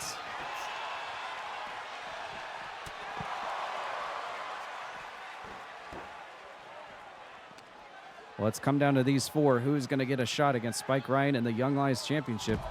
Will it be Brad Vickers, AJ Jacobs, Maggie Moore, the last-minute addition to the match, or Burnsy?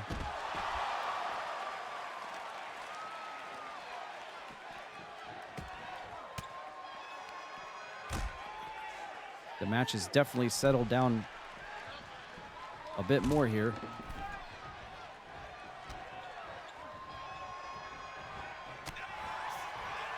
Maggie Moore trying to fire back. Turns around, gets popped by Burnsy, and another slappers onto Maggie's head. She turned around and walked right into the slappers, but no, she kicks out. And AJ Jacobs now walks into Brad Vickers. And now he spins him around. Hits a nice backbreaker. AJ Jacobs trying to get his elimination here. Nope, not enough.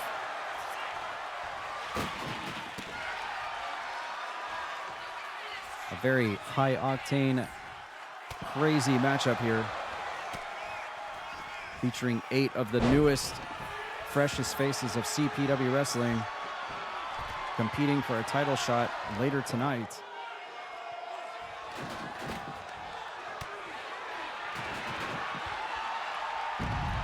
It has already been a night, a roller coaster night of emotions for sure. Oh, look at AJ Jacobs lawn darting out of the ring. He flies out of the ring and lands on top of Brad Vickers.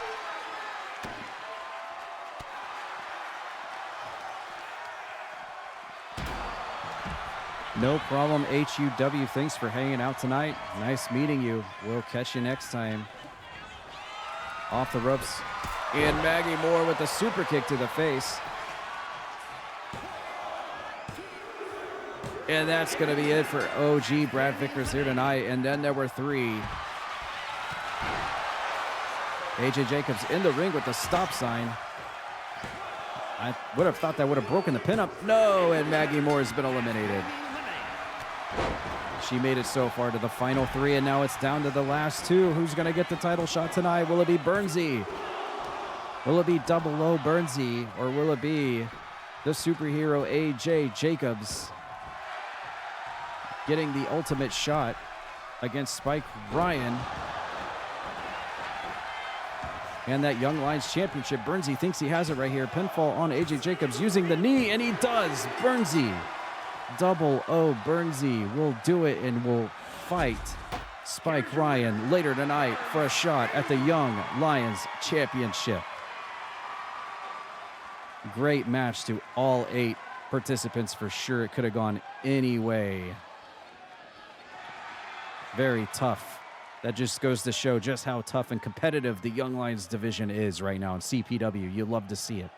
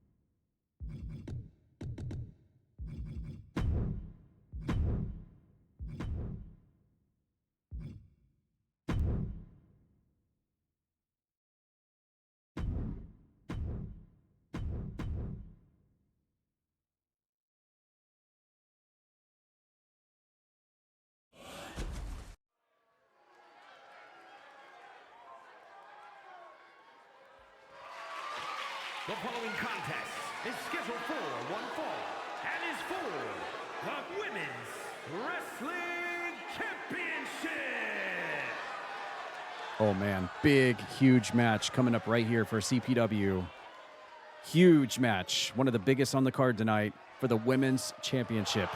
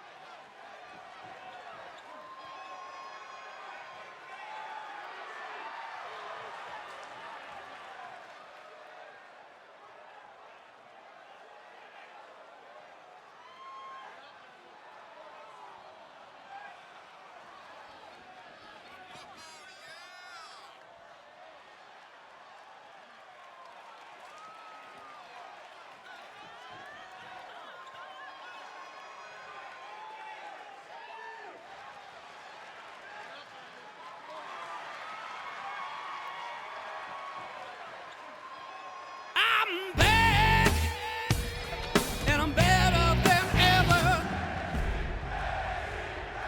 Eric Bischoff is in the women's title match? I'll take this. Sandwich. Sandwich. Sandwich. Sandwich. From Louisville, Then I almost became a Joe sandwich. That was intense. Thanks. Mr. Cantor just subscribed. and her opponent from St. Louis, Missouri, the Women's Wrestling Champion, Spivey!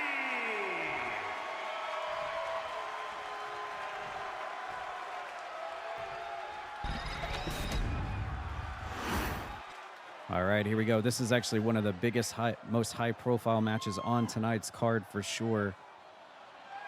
No jokes, no shenanigans when it comes to Ashterial and Spinny, that's for sure. This is the top of the queen of the mountain when it comes to Croakitoad Pro Wrestling for sure.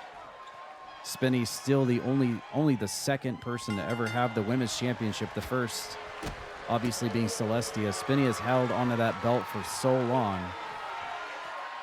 I'm sure she is just starving for competition right now. Oh, and look at Ashterial straight out of the gate. Look at that. Doing a little exercising there at the expense of the women's champion, Spinny. Will Ashterial become the third woman ever to become the women's champion? She's the first ever CPW tag team champion with Tad Peters. Can she win her second belt here in CPW tonight if she can defeat Spinny? And we got a referee collision there. Thank you, Mr. Cantot, by the way, for the resub. We'll be having Mr. Cantot and Moores Earl defend their tag team titles tonight against Anubis and Welsh Mosher coming up soon. Spinning top rope double axe handle. Cash in on those Twitch channel points. Who do you think will win the match? Cash in those channel points. Gamble those points. See if you can get your money's back. Who do you have? Will it be Ashterial? Will it be Spinny for the women's championship right here in this matchup? Definitely top of the card when it comes to our matches here tonight. Very competitive, highly competitive matchup here. In fact, this match is so competitive that Eric Bischoff has said that there are no countouts in this matchup. There's no way for someone to get out of the ring and lose by the 10 count. He has turned the countouts off. So there will be a winner in this match, pinfall or submission, one way or the other, whether it be Spinny walking out still the women's champion or Ashterial becoming the new women's champion. We will find out. And we're getting really close to that mantine. Don't scare it off. We need it tomorrow night. Look at Spinny. Oh, wow. A perfect suplex from Spinny on the outside.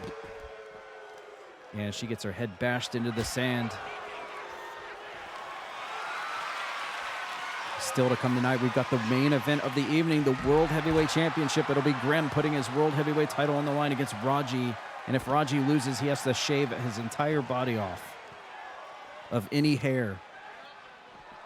Let's just keep it to the head region, though, as far as what we want to see. That's what I say. We've also got a #1 contendership for the World Heavyweight Championship, a huge matchup between Cassidy Ryan and Wizard Boz that has not been talked about enough.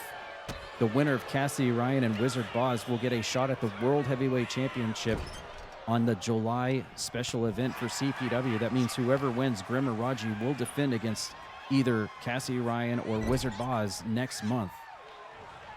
And it looks like Ashterial's got a cut on her right eye orbital. Ashterial's got a... Uh-oh. Oh, my goodness. A super kick into the face of Ashterial while she was tucked upside down in the corner there. And she is suffering from a cut coming from her right eye in this match. That is not going to help her very much, considering the Women's Championship is up for grabs here. Spinny now trying to work the arm, but Ashterial gets out of that one. A variety of kicks taking Spinny down to the ground, and Ashterial trying to get the momentum back on her side. Here she comes, a leaping, running spear into the corner on the Women's Champion. And Spinny fires back, sending Ashterial into the ropes, comes back with a back body drop, sending her into the sand here in the ring. We've also got still a few more title matches to go. The aforementioned tag team title belts up for grabs tonight still, as well as the Young Lions Championship. We now know who Spike Ryan will put his belt against. It will be Burnsy. And of course, nice move there. Nice side suplex from Ashterial to Spinny, but she fires back with a standing dropkick, as well as the Falls Count Anywhere match between Nathan Moore and Rogue. Another very high-profile matchup there between some two very high-profile main eventers here at CPW, Rogue and Nathan Moore. Falls Count Anywhere. They could end up anywhere in the pool area for sure. Ashterial trying for the missile dropkick off the top, and Spinny just sidesteps out of the way. Ashterial locks her up, and here it comes, that sleeper hold that Ashterial's known for. Locks her, cinches her in, and look at that! Spinny has just tapped out. I can't believe it. Spinny has just tapped out to Ashterial's patented maneuver. Ashterial is the third ever women's champion of Croakitoad Pro Wrestling. She has done it. I can't believe it. Making Spinny tap out here tonight. Ash is back on top again for the first time in CPW, the women's division.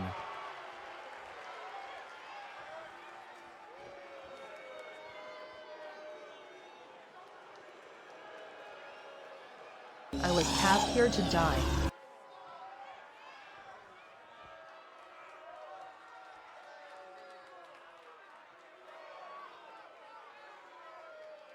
Wait, who is cast here to die?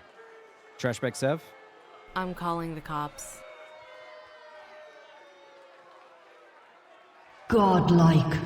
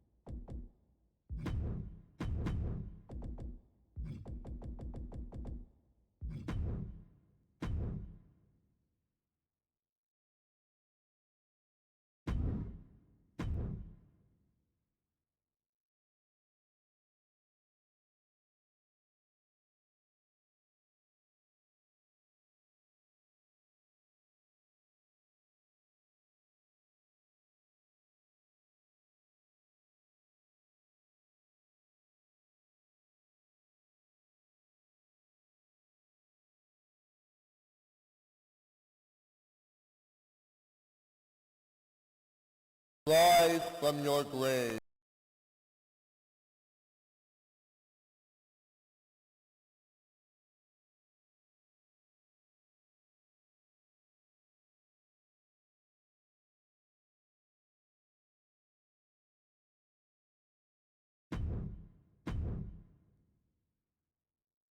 All right, coming up next, we're going to see the result of what we just saw with the giant 8-person matchup. We're going to get right into it, apparently. Here we go. The contest is a special referee match. It is for the Junior Action Championship.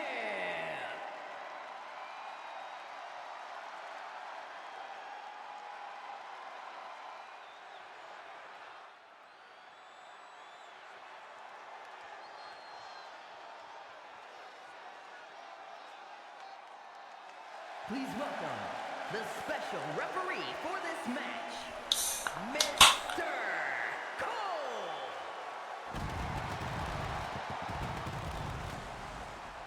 Well, he's actually wearing the ref shirt tonight. All right, Mr. Cole, is he going to call it down the middle? Is Mr. Cole going to be fair and balanced for Spike Ryan and Burnsy for the Young Lions Championship?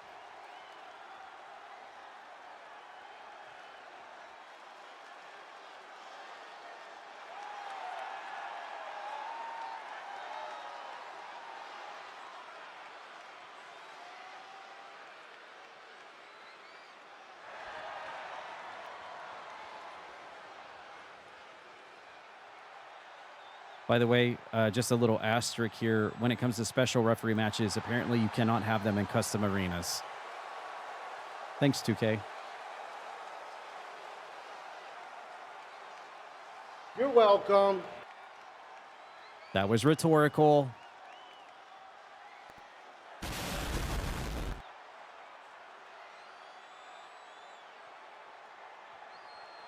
Snippety snap! I did it! Hooray!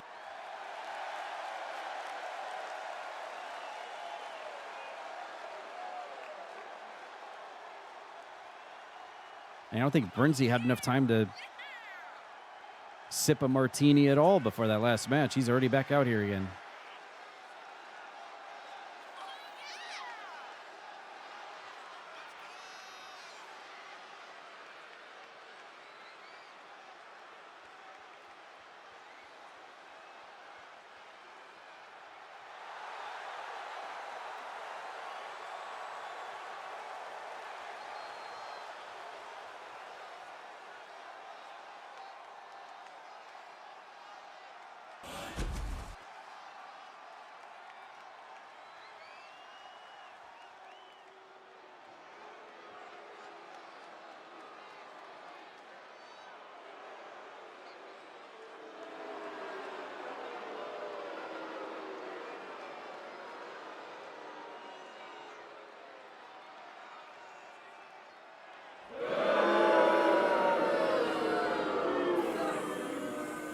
Well, that's not very fair and balanced, Mr. Referee. I'm hearing Mr. Coke, the special referee, boo. Well, yeah, there it is. There it is. Yeah, there it absolutely is. The referee of this match is not being very impartial. That may not be good news for Spike Ryan as he comes down to the ring to put his title on the line against Burnsy. Oh, that was bullcrap. No! No kids. Yeah, no kids. I don't know who the kids were cheering for, but no kids. There will be approximately 5 matches left after this. Just to let you guys know, we are trying to get through these as quickly as possible. I know it's getting late. We do have the 6-person elimination tables match. That is the result of that big rivalry between Miles Wildmore and Linky and Associates,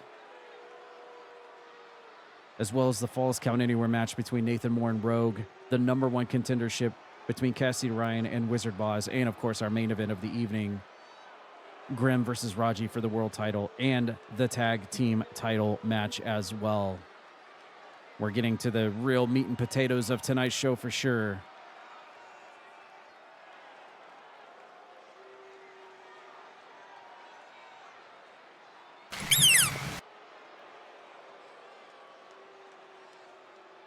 What was that squeaky from?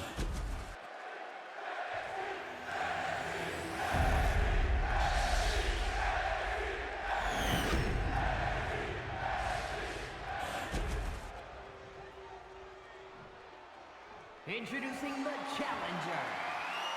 From London, England, weighing in at 246 pounds, Burnsy.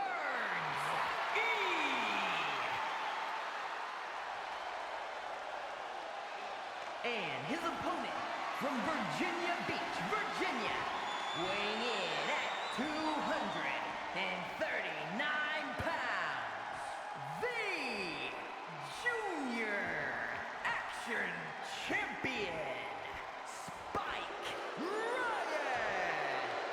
Ryan. I kind of like this ring announcer. We may have to hire her for CPW from now on.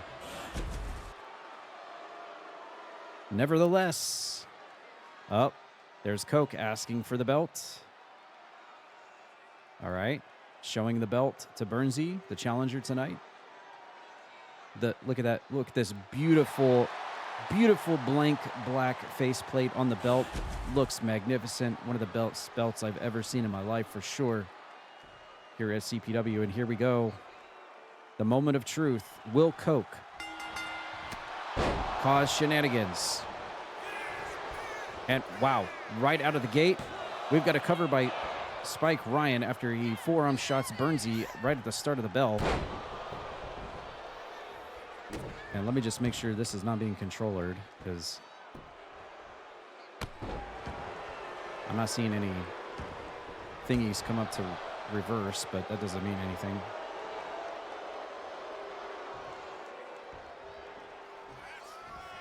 So far, it's been in the court of the champion, Spike Ryan. Okay, no, this is definitely not being controllered at all. Just wanted to make sure. And Coke stepping in between. Yeah, definitely no controllering. This is all legit. Always want to make sure when it looks like it's lopsided at the start of the match. Coke again interjecting himself in the middle of the match here. Trying to tell Burnsy and Spike Ryan to break it off in the corner. Mr. Coke, our special referee for this Young Lions Championship matchup between Burnsy and Spike Ryan. Burnsy trying to go for his first title belt in CPW. He's never had a belt. This could be his first if he could take the belt away from Spike Ryan, who's had a giant clutch on that title belt ever since he won it. Here comes Coke with the cup. Coke with the count.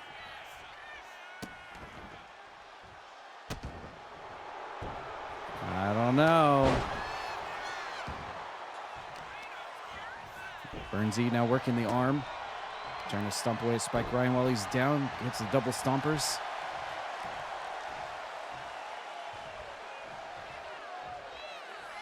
Oh, did he try for slappers? And I think Spike Ryan ducked underneath it. And now the Young Lions champion's got Burnsy up on his shoulders as Coke watches on from the other side of the ring. And Burnsy pops Spike Ryan in the side of the head. Here comes Burnsy. Well, never mind. Looks like he was going to go for something off the ropes, but he got stopped, and there's a big lariat from Spike Ryan, taking Burnsy off his feet and down to the mat. Spike Ryan now single leg crab applied onto Burnsy, but he immediately breaks out of that. And Burnsy now, oh, and there's the slapper to the side of the head onto Spike Ryan. Coke goes in for the cover. And we're saying what's happening? Oh, Spike Ryan utilizing some boogeyman magic on Burnsy, shocking everybody in the ring, including myself, to get the advantage over Burnsy from behind. He was able to turn the lights off, and Coke calls for a rope break. Interesting. Spike Ryan utilizing some of his magic skills. A creepy guy, you know, Spike Ryan, very creepy dude. He's got the ability to shut the lights off for a second to gain the upper hand on Burnsy there, and almost got the upper hand, but Coke called for a rope break there.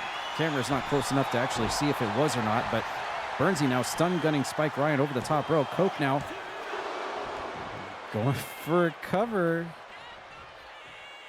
and gets a 2 count. Burnsy now dropping the knee over Spike Ryan, and this match will continue.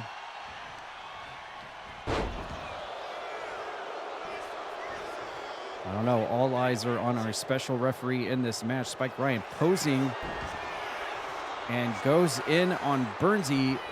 Leg scissors him into the single leg crab again. Burnsy trying to fight for his life here. Coke moving in to ask Burnsy if he gives up, which he did not. The match will continue now. Burnsy now. Oh, he stole the finisher just like he stole Buttons' move earlier.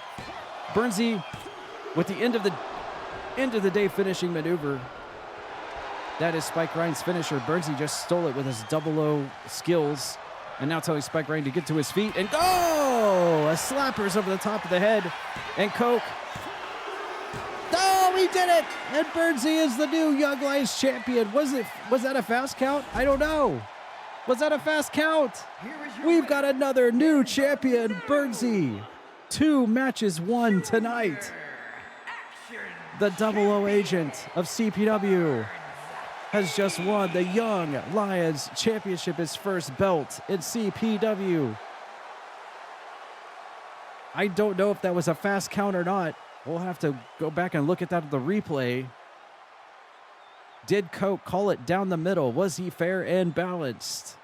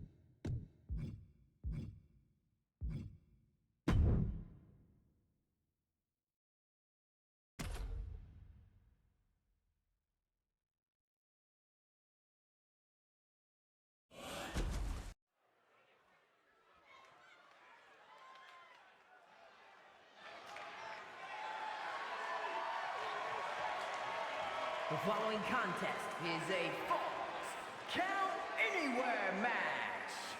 Making his way to the ring, representing the Power Trip from Sioux Falls, South Dakota, weighing in at 248 pounds, Nathan Moore.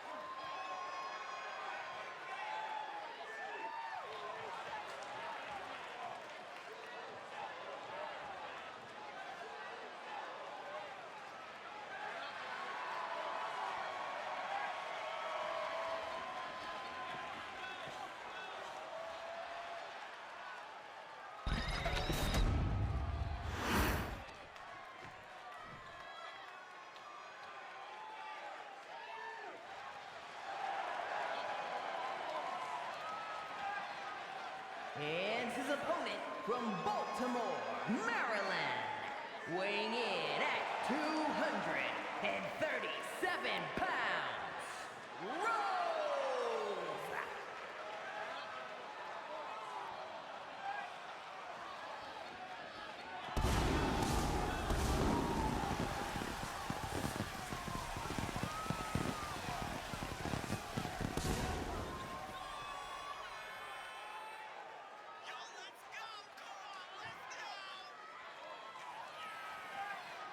Portal Guy D, this is your fault.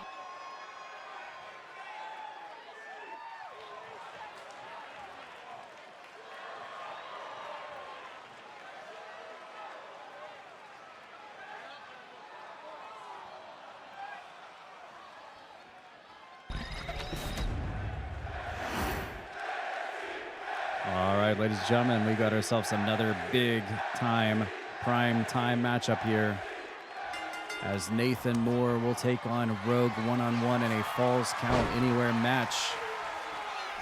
Both have basically staked a claim in the World Heavyweight title division. Both think they are deserving of it, with Rogue picking up an impressive win over Grem, the world champion, in non-title match. And then Nathan Moore coming back, firing back on his own after losing the international title to Azarain and picking up some very impressive wins since turning his attention to the division himself. Both have kind of collided in their way of trying to become the next person to get the shot for the World Heavyweight title, and so it has caused them to start fighting amongst one another. Once again, we've got another Twitch channel points opportunity. Cash in your Twitch channel points that you've been accumulating. Who do you think will win? Will it be Nathan Moore or Rogue in this match? Do you think you know who will win? Try to gamble some of those points and earn some big money. Bring it around town! Bring it around town! Yeah, bring it around town. Oh, that's who we were missing at ringside in the kiddie pool. We don't have SpongeBob out there. I knew I was missing somebody. We needed SpongeBob out there. Next to the beach ball, probably. All right, here we go. We got a Falls Count Anywhere match. You see the referee following. Oh, God, Nathan Moore's got a table first thing. Nathan Moore has found a table next to the pineapple under the sea. And, oh, my God. Nathan Moore is going to need to see the dentist after tonight's match. He just gets a sledgehammer chunked into his face at running full speed. Jesus. That was something. And now we're on the outs. I'm surprised he's not bleeding. Nathan Moore with the crossface applied to Rogue on the outside, out in the kiddie pool. And sends him over to the barricade. Tried to go for the running clothesline, but missed. Now fighting on the beach ball now. They're going to deflate the beach ball. Oh, a pedigree right on the beach ball. You're going to deflate the balls. Uh-oh. Nathan Moore, of all the weapons he could get, has a shovel. Nathan Moore, of all the weapons, of all... Oh! Jesus! All balls hit each other. Jesus Christ! They are... Oh, man. What a brutal match this has turned into. I did not think that this match was going to be this high intensity, and these two guys are absolutely throwing weapons at each other's faces, not caring about the repercussions whatsoever in this Falls Count Anywhere match.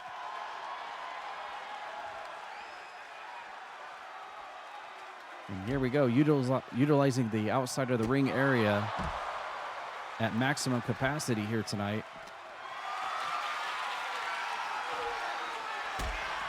Here comes Rogue now. And nice neck breaker cutter. The neck cutter. Goes for the cover on Nathan Moore.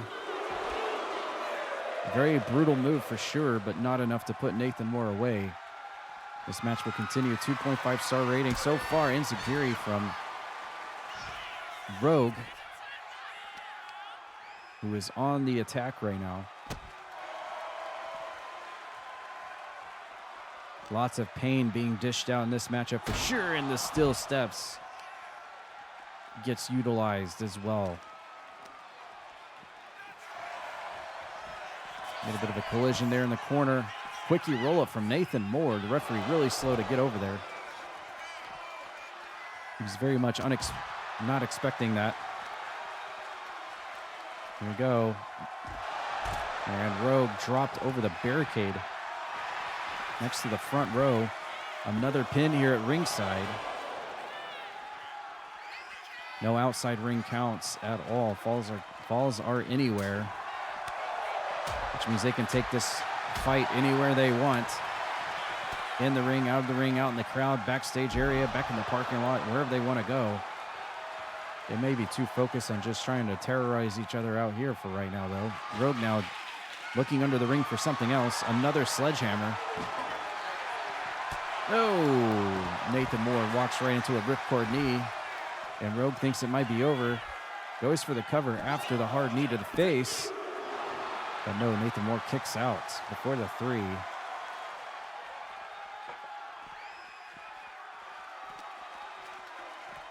And Nate whipped across the ringside area. I thought for a moment Rogue might be going for yet another weapon, but he's going to go all the way top here. Oh! That'll tear a rotator cuff. And Rogue crashing into the barricade. Nathan Moore trying to take advantage of it, but Rogue's not down yet.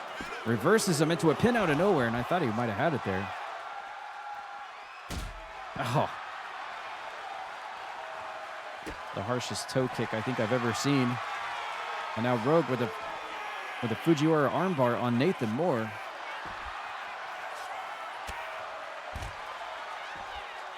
You can just tell that this match is more than just a match. These two really want to test each other, take each other to the limit, and prove who is the better competitor tonight. It's not just your cookie cutter matchup here. There's something a little bit more extra behind this match for sure. With just how personal this has gone so far. Toe kick. And here comes that face buster again. Rogue winds it up, slams Nathan Moore face first into the water at ringside, and now he pulls out a ladder. Rogue going for a ladder now and sets it up. Oh, and Nathan Moore with his own knee to the face, but Rogue fires back, and he's going to hit that face buster cutter again. But Nathan Moore's right back up to his feet, not selling that one. And we are back in the ring now. Nate with a trio of kicks and a forearm smash.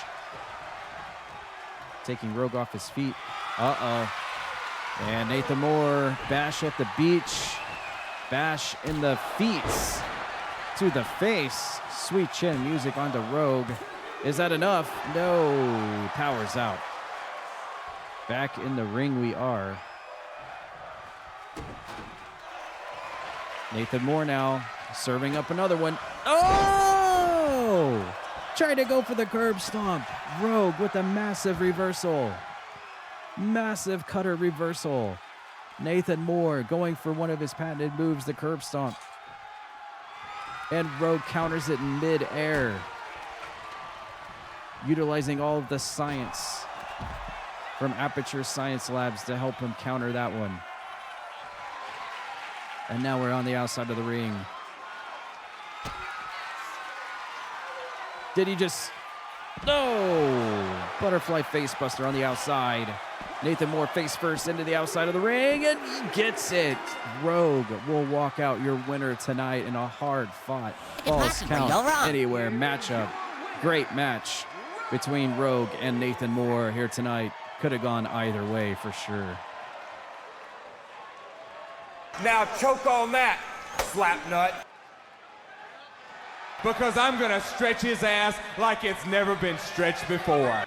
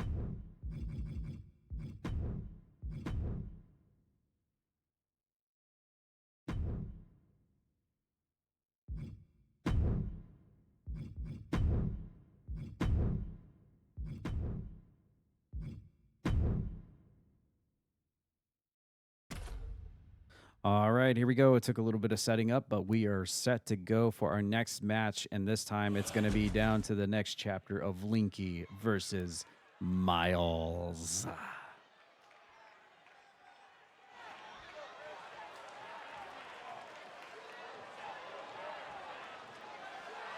The following contest is an elimination match.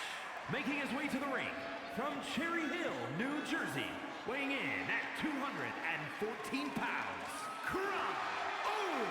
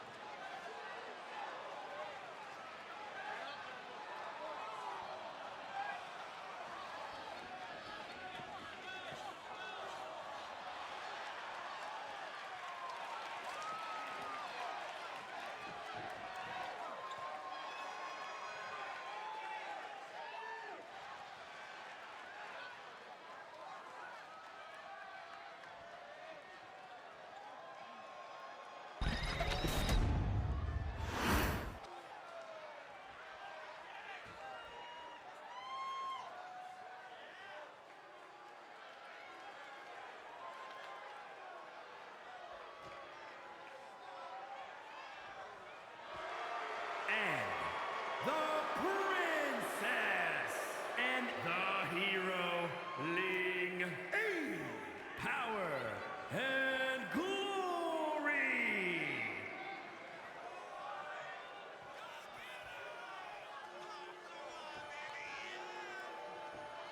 Look!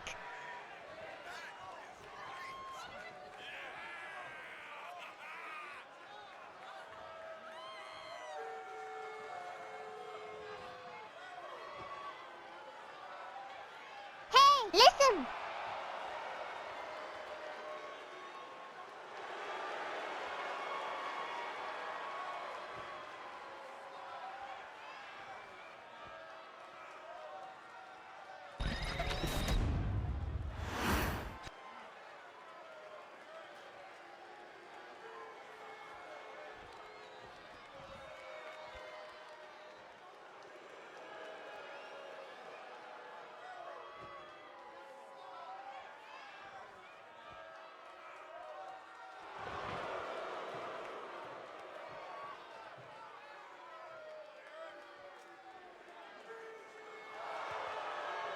And Miles Wildman, Jennifer, and Ali Shaw, Les Femmes Fatales.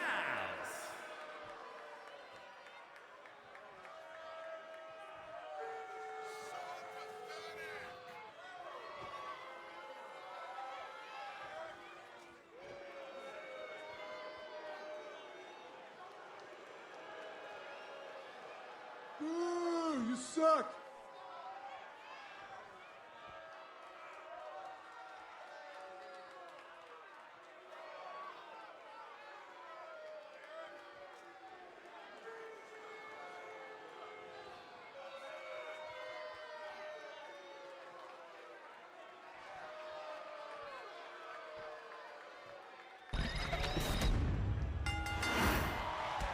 All right, introductions have been made, and now it's time for this 3-on-3 match to finally get underway here tonight at Beach Brawl.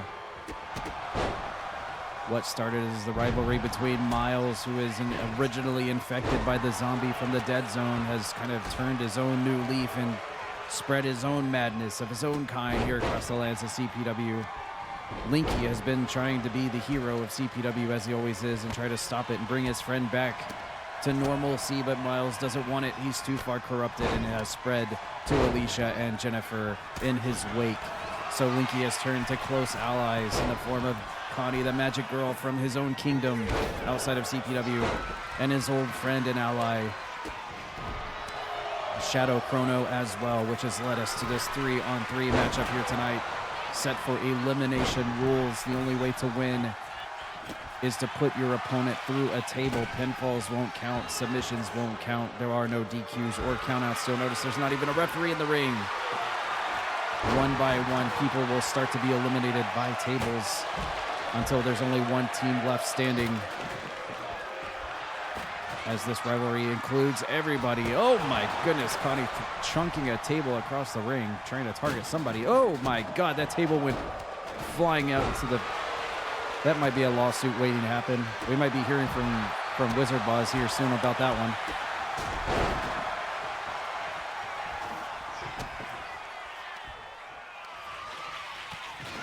Oh, I don't know what's going out there on the stage area with Shadow Chrono and Alicia, but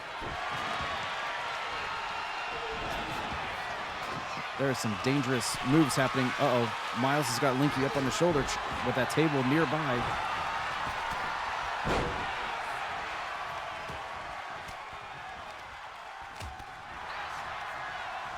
And Linky is going straight for the head of the snake right here, trying to eliminate Miles first immediately in the match. Is he going to do it?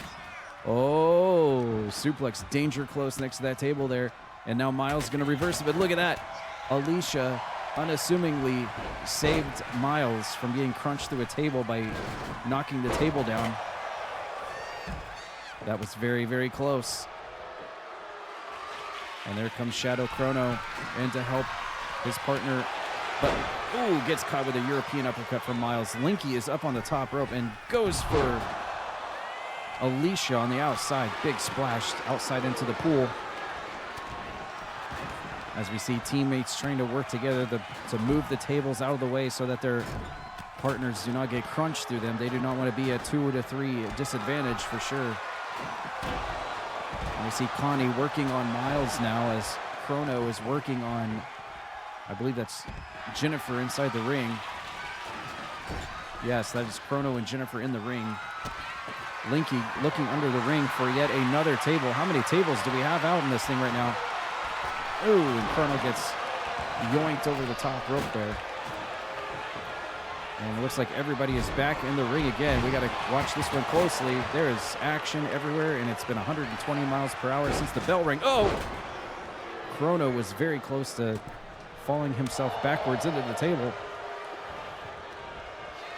There are 3 tables in the ring and another 2 or 3 on the outside. There's tables on top of tables in this thing right now. How many tables are enough? And Connie bashes Miles with one. And then pops another one. And it looks like Team Linky is reigning supreme inside the ring for at least right now. Jennifer sent off to the ropes, but counters Connie. And now everybody is fighting everywhere once again.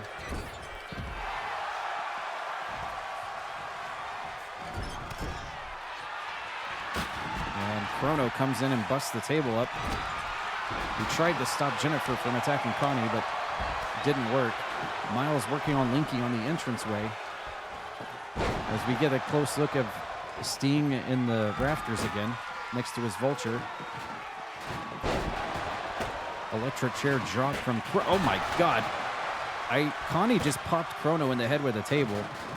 That was a little miscommunication there. Oh. And Alicia gets dropped onto it. The bottom part of the table. There goes Linky flying out of the ring. And Chrono hits a backbreaker on Miles. And we got a collision in the ring now. Linky's going after Jennifer on the outside. Uh-oh. Miles is up against the table in the ring. Uh-oh. Oh, no. Miles in trouble. No! Miles. I can't believe it. Miles, the first one eliminated for his own team. German suplex through a table by Connie. And now it's down to Alicia and Jennifer to get the job done for the unity here. They are now down 3-2 odds. Can they come back? Can they force a comeback here? There are tables everywhere.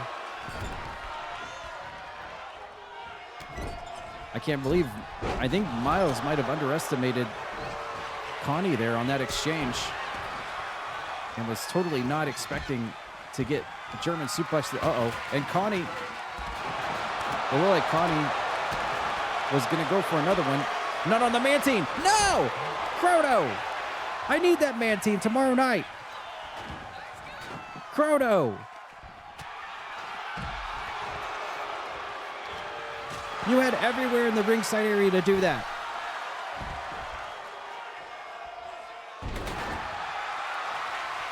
You had to do that right on top of the man team. You son of a biscuit.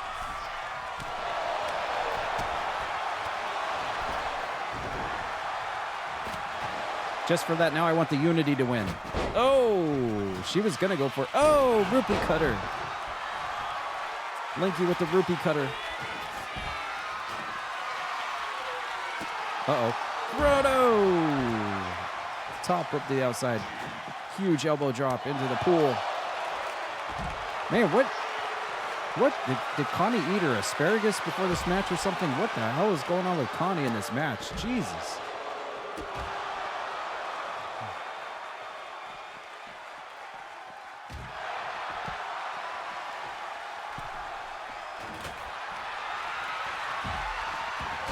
Oh, that'll slow her down. Needed the face from Jennifer.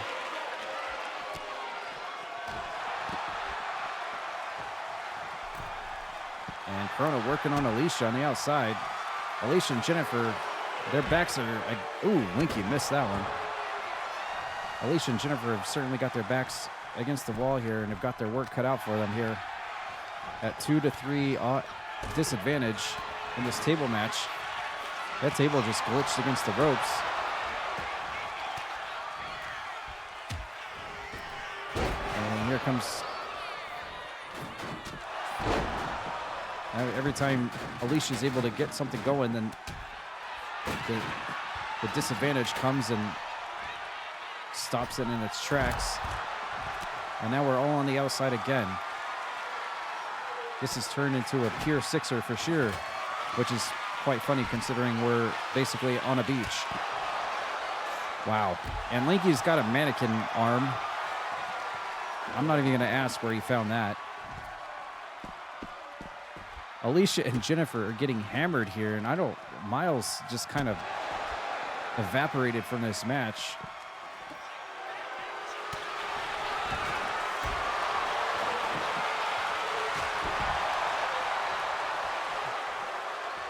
Oh, Jennifer gets rocked with a mannequin arm. Picked the wrong time to do that. She is reversing everybody.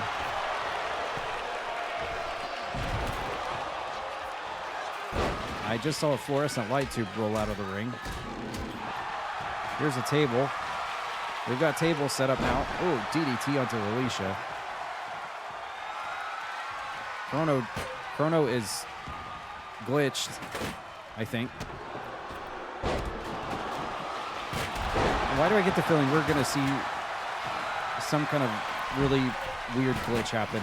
There are way too many tables in this match right now. There are too many tables.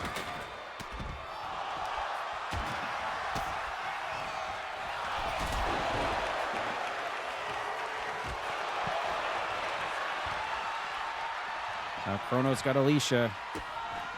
This could be the end of Alicia's run here tonight. No!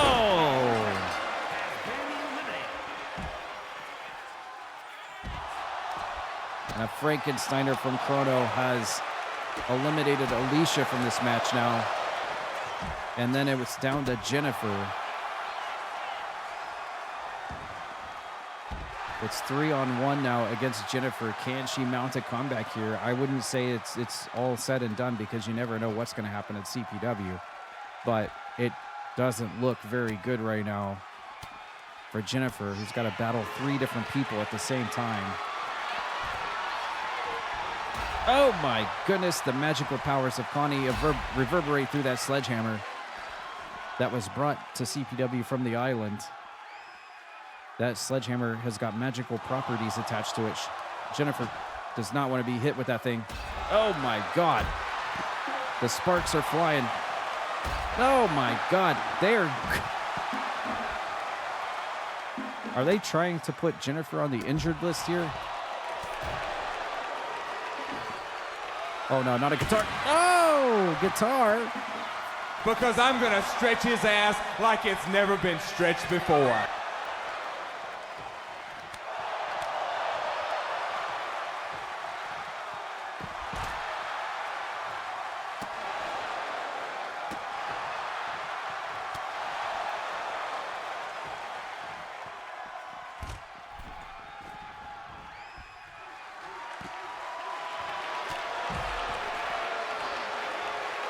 I feel really bad for Jennifer right now. Oh my God, what the heck was Linky doing just then? He just went sailing through the air like a piece of paper, and he didn't hit anything at all.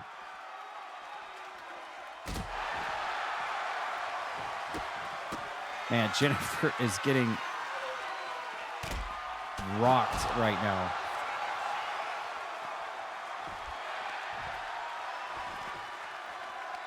I feel really bad for Jennifer right now. Actually, this is bad. They don't... Oh, she's tapping out, but there are no tap outs in this match. I'm going to be...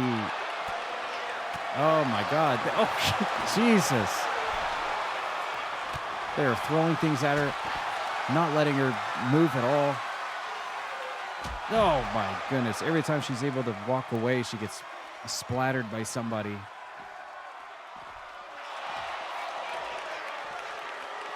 She's not given up, though. No, Linky and the gang have definitely taking out their frustrations on Jennifer here in the corner. She's not even allowing her to get to her feet. It's almost like they're trying to put them out of CPW once and for all. Like, that's what I'm seeing here. And Jennifer just happens to be the last one left. Oh my goodness. Well, this match is going to keep on going until someone gets put through a table, so they got to think about what their game plan is here.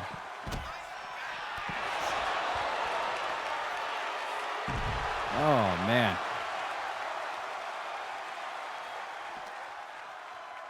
I think Chrono was going to try to put her in the ring, and Linky said, I don't think so. Well, she slips out of that predicament, only to get hammered by Linky now. Yep. Well, hey, there, look, there's a table. Wait, there were 2 tables inside one another. There were 2. There's been so many tables in this match. They're starting to glitch inside each other. Oh, God. First off, our balls hit each other. Yeah, our tables hit each other. Chrono's about to dive off the top and hits. Man. Stick your finger in my ass. I feel so bad for Jennifer right now. I'm not able to do anything. Basically stun locked at this rate. I know if I was playing this match, if I was actually controlling this match as Jennifer, I'd be very upset right now. I would rage quit the game.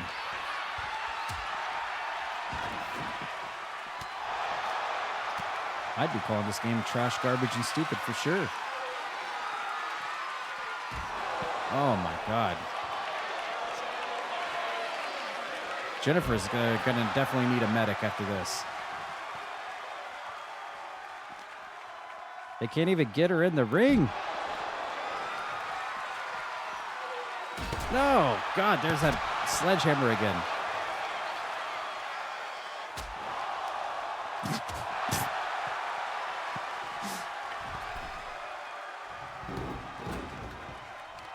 I'm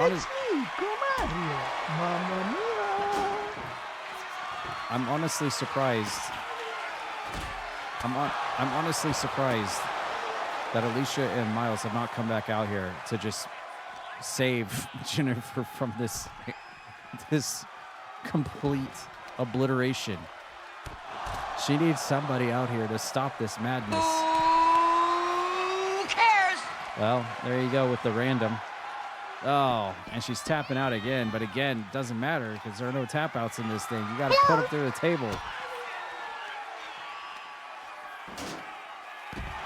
They have completely destroyed this entire beach area in this match. That's not even the direction of the ring. Where are they taking her? They're really like trying to completely annihilate her. Oh my God. Are they trying to? Okay, I think I know what's happening here. They're trying to actually legitimately injure her. Did you notice how they're trying to use the steel steps? I think they are actually legitimately trying to put Jennifer out of wrestling. Period. Maybe in Linky's. Oh my. Jesus Christ. Friendly fire. Ah, here comes the other steel steps.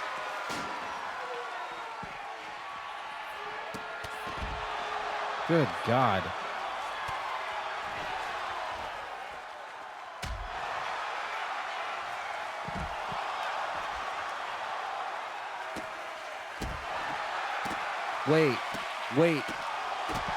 Wait a minute. Wait a minute. Did we just get 4D chest here? Wait, is this them being so corrupt by their own intentions that they have unknowingly helped spread the madness themselves? I mean, look at this. This is not what the hero Linky would do. Has he been caught up in his own quest for victory and vengeance that he himself has started to promote the growth and the spread of the Miles madness by what he's doing to Jennifer? What is happening here? This is not what heroes do. They're legitimately bullying Jennifer at this rate.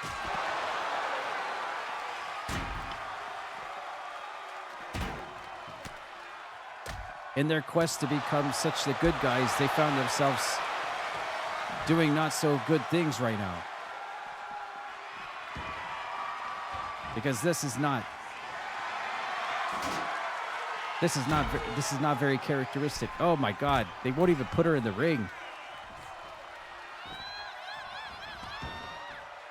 She is so gone right now. She is so gone. I'm surprised the referee just hasn't called the mercy rule. Oh, finally, she can actually move on her own. She gets met with Chrono inside the ring, finally, but she fights. Look at the fight and Jennifer. They're literally fighting over like a pack of vultures. Uh-oh. Uh-oh. Uh-oh. Oh. You know, he tried to put her through the table. They're literally fighting. They're literally fighting over the scraps.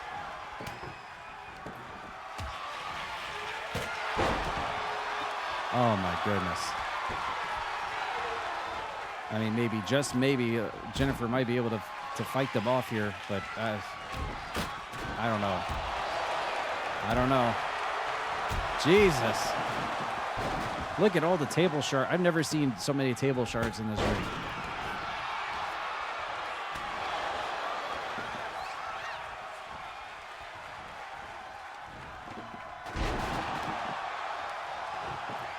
And she goes out of the ring. Oh, man. God, Jesus.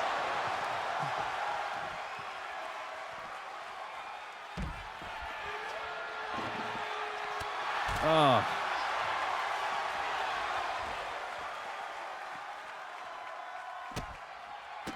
I've never seen anybody get so pummeled before in a match. This is absolutely...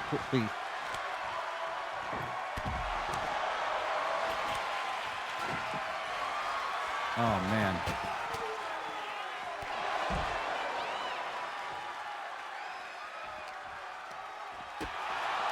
Well, it looked like she was going to try to get her in the ring, but... Oh, my God.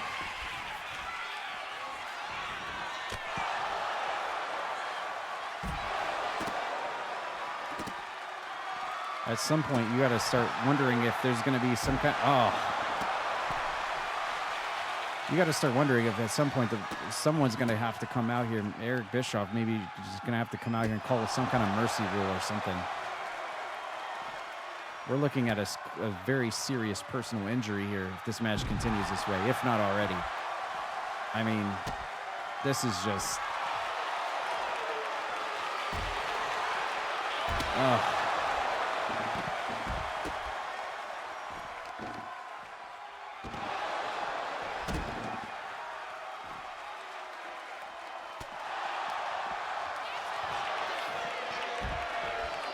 Wow, look at that. She countered. Not for long. The fact that she was able to actually counter a move there is actually quite astonishing. Can they get her in the ring? Can they get her in the ring? No.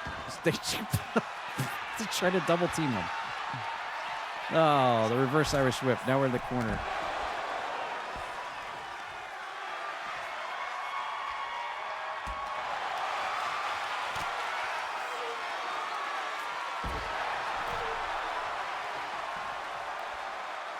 I'm waiting to see some kind of table spot happen where she just reverses and eliminates somebody. Okay, they're doing instead of going for tables, they're going for double team moves on the outside. And they're hitting themselves in the process.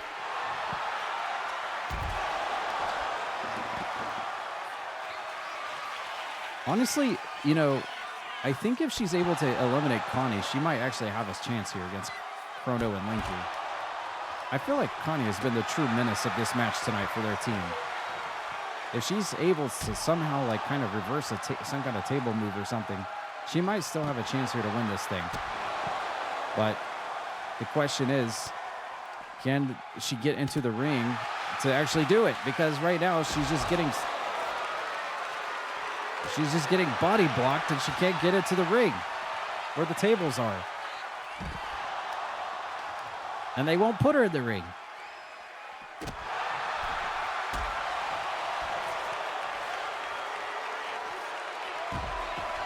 Oh, great. At some point, you got to think, like, when is enough? When is enough?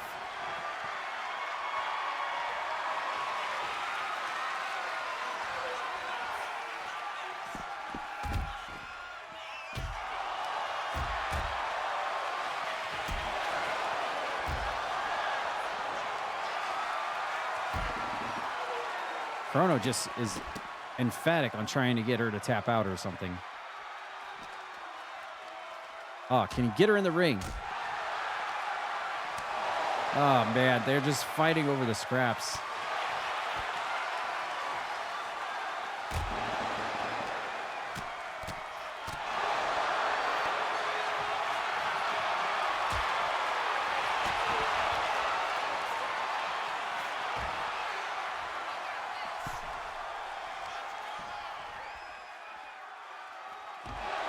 Oh, man.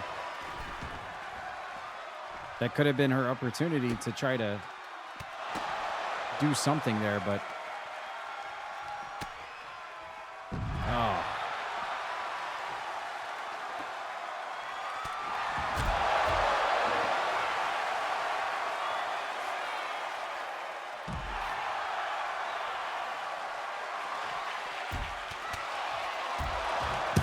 Jesus Christ.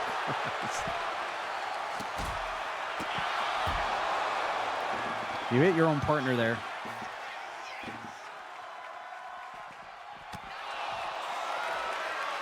Look, she's fighting back. I can't believe it. Run. Get in the ring.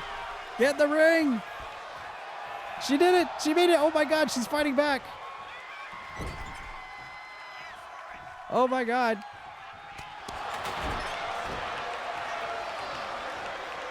Uh-oh. This might be all she wrote. Yep. Did Connie eliminate all three of them? I think Connie just eliminated all three of them. No? She definitely got two of them. Well, there you go. Team Linky wins here tonight over the Madness. But what is the story really being told here?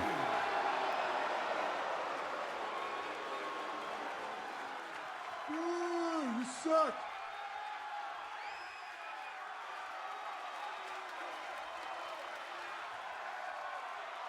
You suck.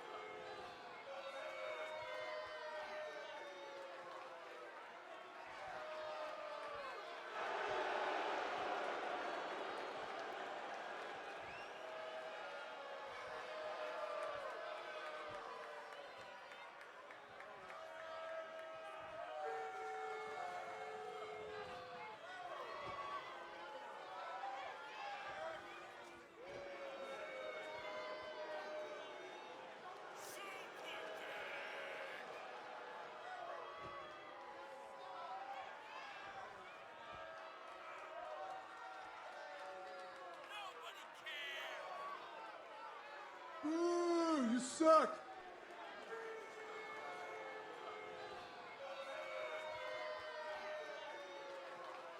This is the sonorous war cry of a very angry frog.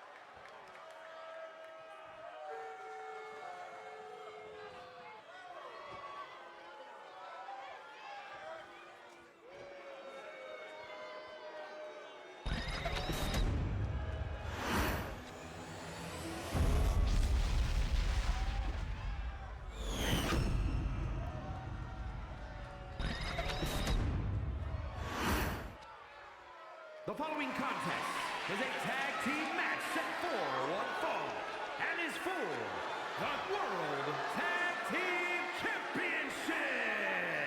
Introducing the challengers at a combined weight of 628 pounds, Welsh Monster and Angus Khan, the Bludgeon Brothers. And their opponents at a combined weight of 487 pounds, the World Tag Team Champions, Mr. Kenton and Morse Earl, vicious and delicious.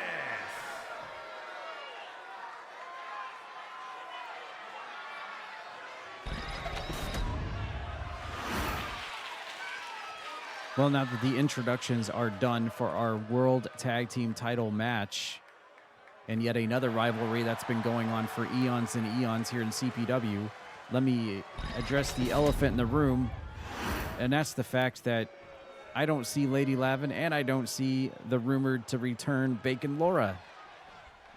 Where the heck are they at? They were supposed to be the key pinnacle part of this tag team title matchup here tonight at Beach Brawl, but they're not here. Lady Lavin and Bacon Laura are not to be seen. What is happening? What happens? I need to know the story. What's going on here? Well, despite their lack of presence, we are still going to have our World Tag Team title match here, as we have Welsh Mosher starting off with Mr. Cantot. And I still cannot believe that Cantot and Morsel are still our World Tag Team Champions. How the hell have they hung on to these title belts as long as they have? Like, I don't think when anyone ever thought when Morsel and Mr. Cantot started teaming up that they'd be taken seriously at all. To the fact that there's World Tag Team Champions and still the World Tag. I think they're the longest reigning Tag Team Champions at this rate in CPW history. Because we've had, what, Tad Peters and Ashterial, the first champs. Then we had the Unity, right? And then now we're on to our third tag team champions in history, CPW. I think Morsel and Cantot are the longest reigning champs of the three champs that have had the belts so far, without a doubt. I don't think it's even close. And that's just hilarious to me. The fact that they've had Welsh, Mosher, and Anubis Khan breathing down their necks this entire time, this entire reign, basically. That's got to be one of the most impressive stories of CPW, really, if you think about it. The fact that somehow Morsel and Mr. Cantot have managed to squeak by and hang on to those belts this entire time. By the way, use some of your Twitch channel points right now. You can predict who will win. Who do you think is going to win this match? Try to earn yourself some Twitch channel points. Gamble away, gamble away. Check the Twitch chat. If you think you know who's going to win, place your bets. Place your bets. All right, we've got Welsh Mosher back in with Mr. Cantot. The World Tag Team title belts up for grabs. And there's not a whole lot that Mr. Cantot and Morsel can do against these big boys. Oh, man. Rocks Mr. Cantot off the ropes with the big boot. They've got to break through that overshield, if you will, of Welsh Mosher and Anubis Khan. Bust that shield down, and then that way they can start cracking away at him. It's like a halo overshield with these two giant behemoths, these titans of ancient civilizations, which is why I was so excited to see the third member of the team debut here tonight at Beach Brawl, Bacon Laura, who hails from the ancient civilization of Atlanteans. She matches the rest of the team so well. And of course, it's always nice to see Lady Lavin come out and support her team as well, in between taking sips of cappuccino and sleeping on the job. Oh, look at this. Oh my God, the strength of Anubis Khan. Almost power bomb. Oh my God. Morsel gets rocked. 2 moves back to back, and Anubis Khan almost won it right there. Mr. Kantot came in and saved Morsel from utter annihilation there. And I have to say, Anubis Khan and Welsh Mosher are looking really good tonight. They're probably looking the best I've ever seen them. They are here to win and win big and become tag team champions for sure. But every time we see this match, it always starts that way, and you think Morsel and Kantot are in big trouble, and then they end up doing something to turn it around and end up winning. It's remarkable. The streak of luck that Morsel and Kantot have had since being tag team champions. It's unbelievable. Oh! And there's the big Welsh headbutt to Morsel off the rebound, off the ropes. Taking him off his feet, but Morsel somehow raises the shoulder up.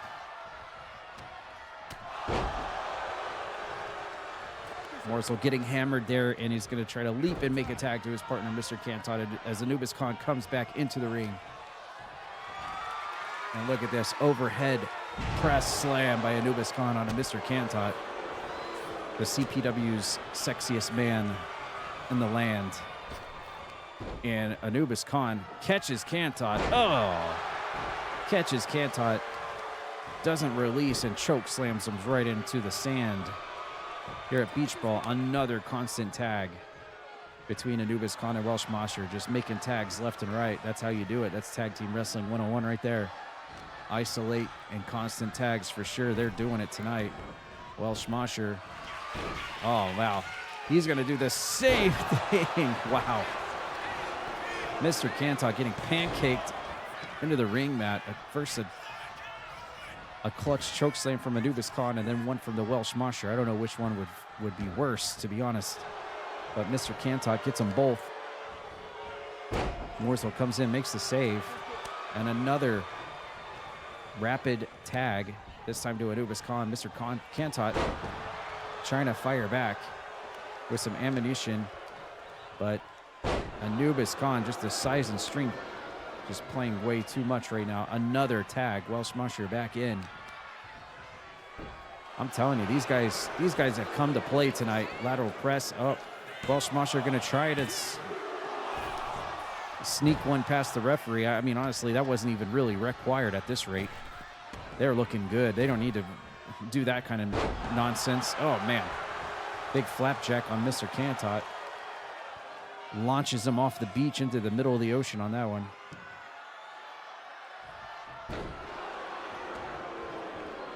Kantot starting to develop some bruises on his chest and his back. If you look closely, man, he's starting to get some whelps there from the beating he's been taking from these two big boys. Welsh Mosher now throwing Kantot into the corner. Oh, no. Kantot needs to move, and he does. Good for him. He would have had his potatoes mashed on that one. Kantot going to try to fire back now. Can he get some offense for the tag team champions? It's been all challengers for the longest time.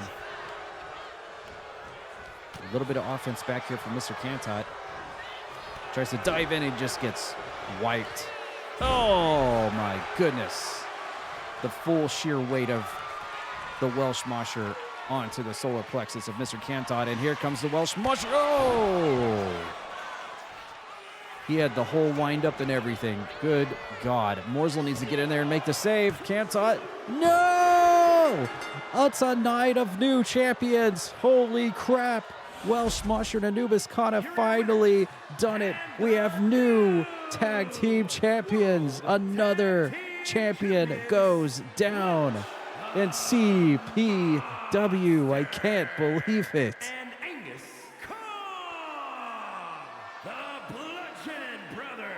Can you dig it, sucker? Perfect pyro for that. I can't believe it. The long and incredible reign of Kantot and Morsel finally goes down. And the Titans are the new tag team champions. Ho, ho, ho, ho.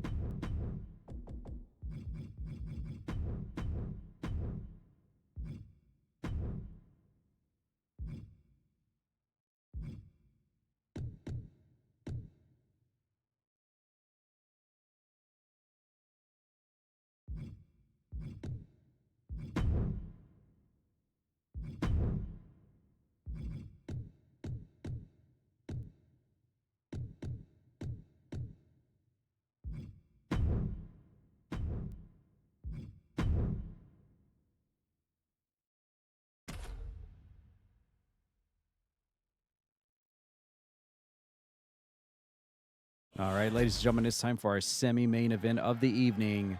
Who is going to officially be the #1 contender for the World Heavyweight Championship? Let's find out right here. The following contest is a steel cage match. Making his way to the ring from New Orleans, Louisiana, weighing in at 246 pounds, Cassidy Ryan.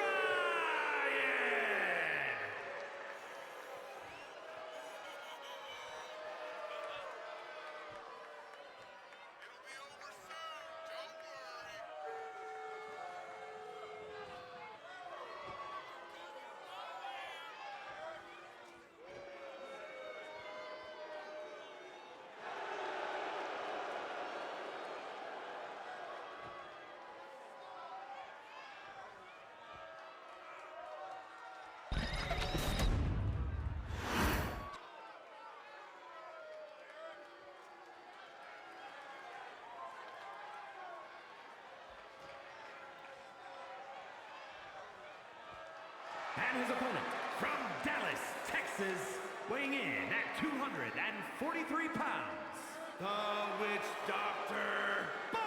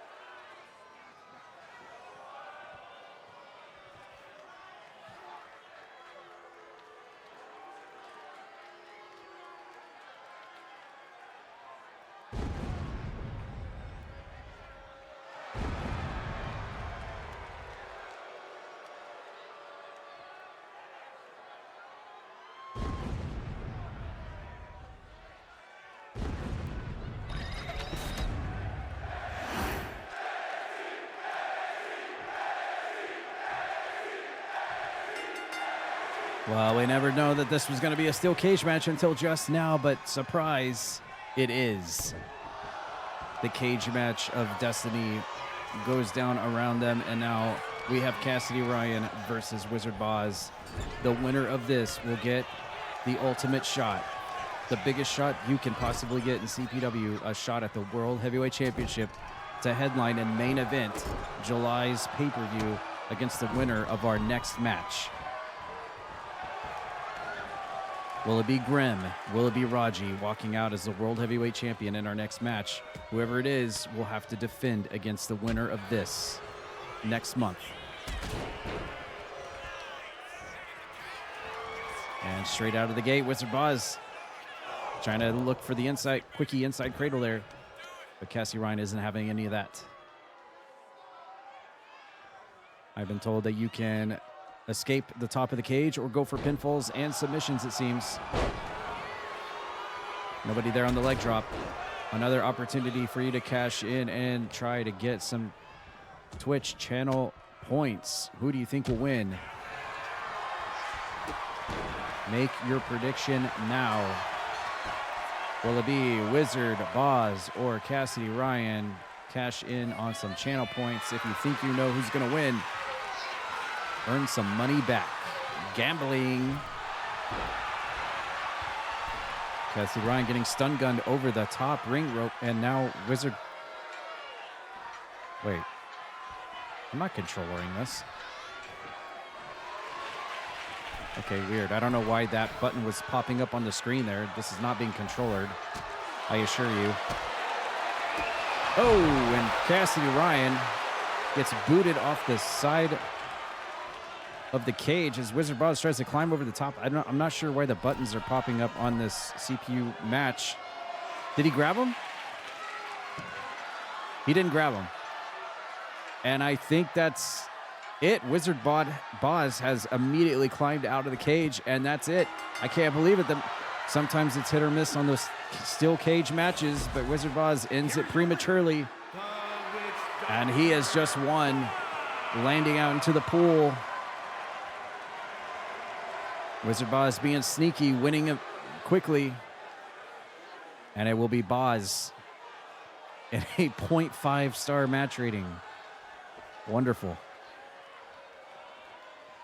I think the match that had a finisher had a more rating than that last Tuesday, didn't it?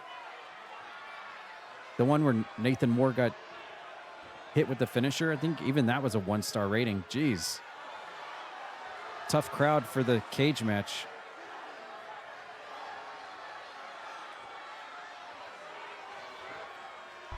Oh! Who put the shark there? Oh my God. Can you get any more relatable?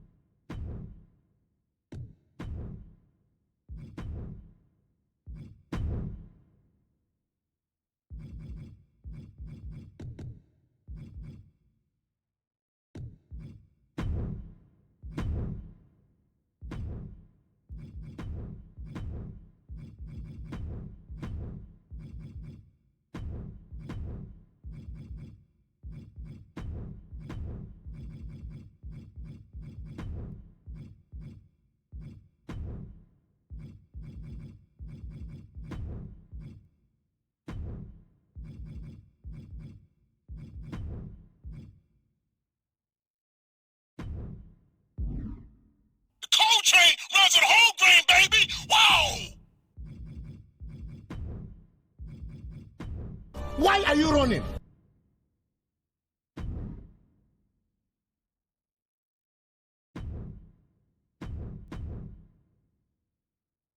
Well, this is it, ladies and gentlemen. We've waited all night to get to our last match of the show, and here it is. It's time for the CPW World Heavyweight Championship. Let's get to it right now. The following contest is scheduled for one fall and is for the Men's World Heavyweight Championship.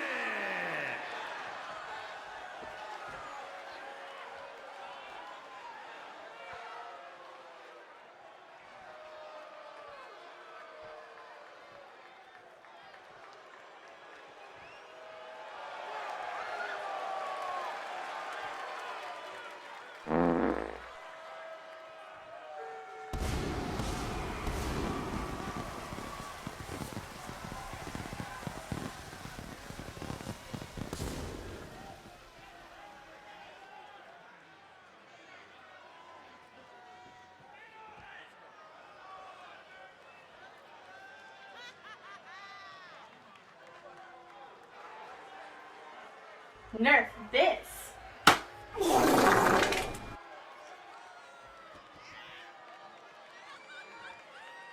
No, you stepped on my man team, dude. Ugh. I'm never going to catch one tomorrow night.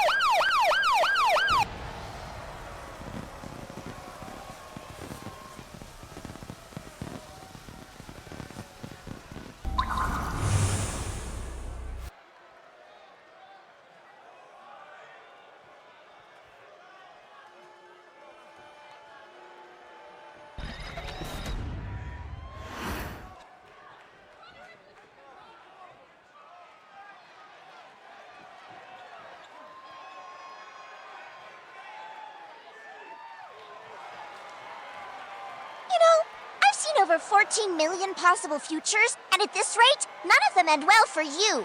Wow, that's not good confidence there, Chromie. Thank you.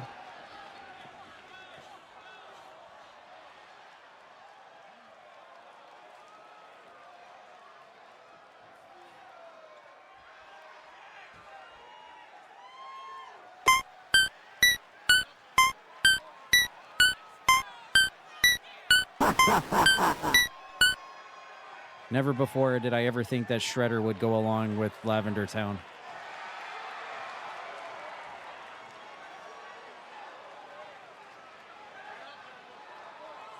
You suck.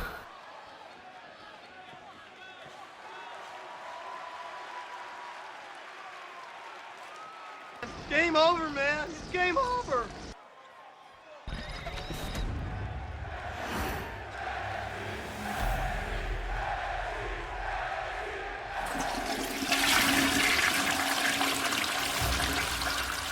Did you really get a toilet in a RAJI match?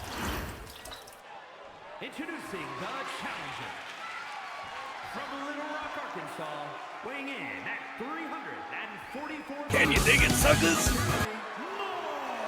Did you really just get a Shredder's Revenge in a Grem match? Is this too easy for you? The men's World Heavyweight Champion Grem.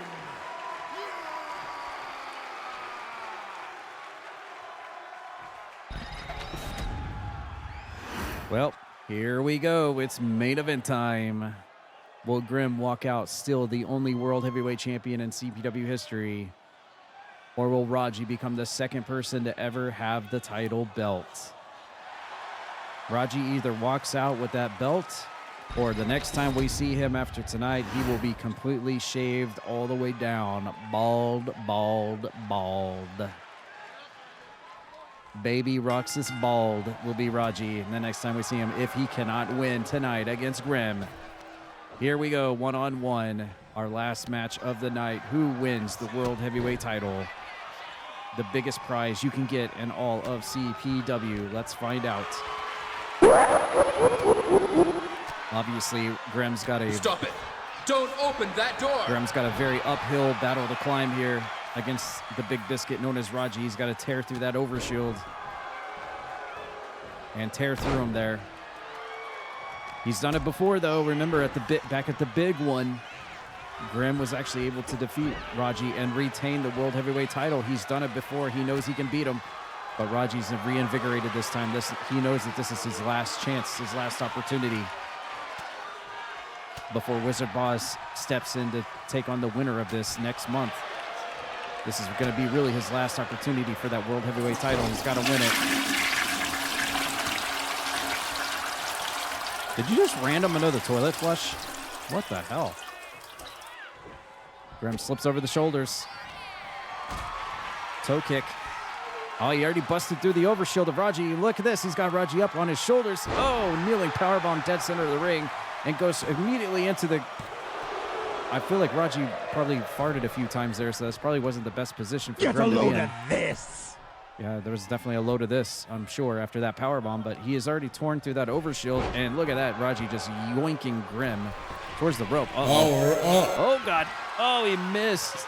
That's not going to help. Wait, Grem's got a football. Wait.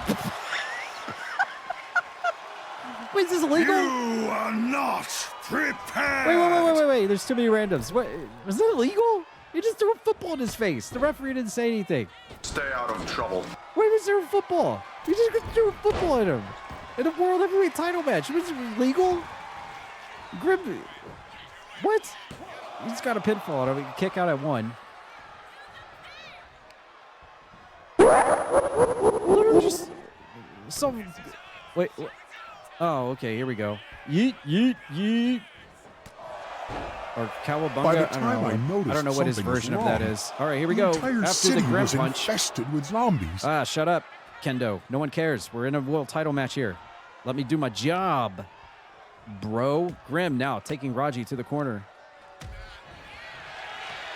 I am utterly shocked that I saw a football under the ring. I mean, I know we're on a beach and everything, but I would not have expected that in our World Heavyweight title match. Nobody fucks with the Jesus. And there goes Grem rolling in, but RAJI caught him. Rear waist lock from RAJI. Hoists up the World Heavyweight Champion up on his shoulders. And drops him. What are you waiting for? Christmas? Smile first over the top ring rope. But he kicks RAJI in the side of the head. RAJI fires back with a huge lariat, taking Grem off his feet. And while Grem has done a good job of busting through RAJI's overshield, he's not done a whole lot of damage to him. Maybe to his head area. Ooh, RAJI's neck. Did you see that? What is this? Oh, Grem with a swanton, a Shelton bomb? I've never seen Grem do that before. He just hit him with a Shelton bomb. Interesting. I've never seen Grem ever do that. What is he going for now? What? What was the point of that? He pulled a steel chair out and then put it on the ground. Grem. I feel like Grem decided he was going to use a weapon, but then realized he's supposed to be the good guy. And then he put it down like a good guy's supposed to. Did he just DDT him on the beach ball, by the way? There's so many things happening in this match right now. My brain can't brain. And now we are back on the outside as he works the arm over. And RAJI is trying to suffocate Grem underwater. You know, turtles can hold their breath for a long time, right?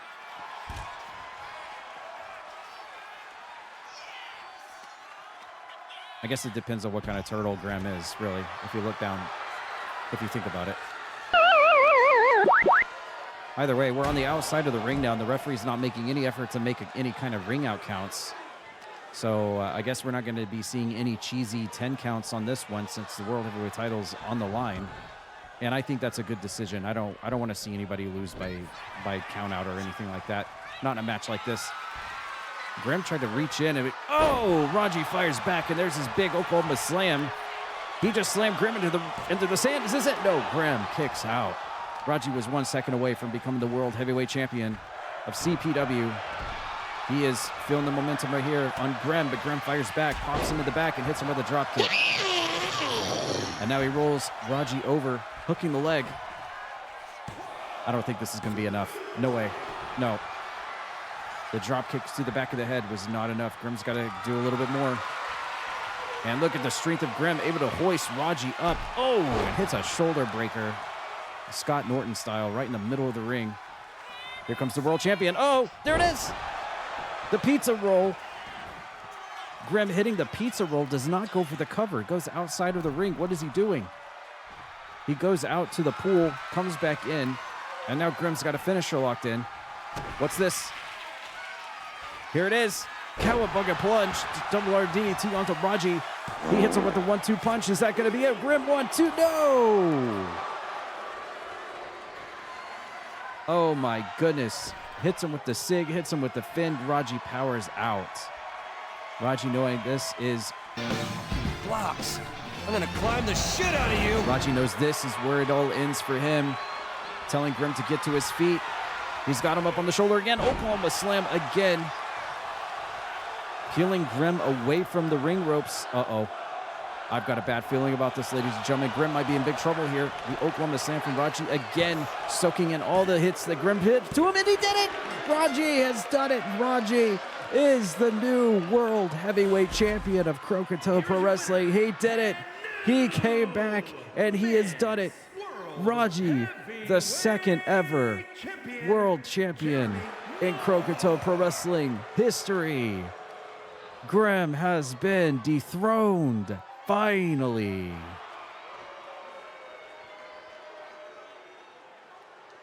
This guy gives stupid a bad name.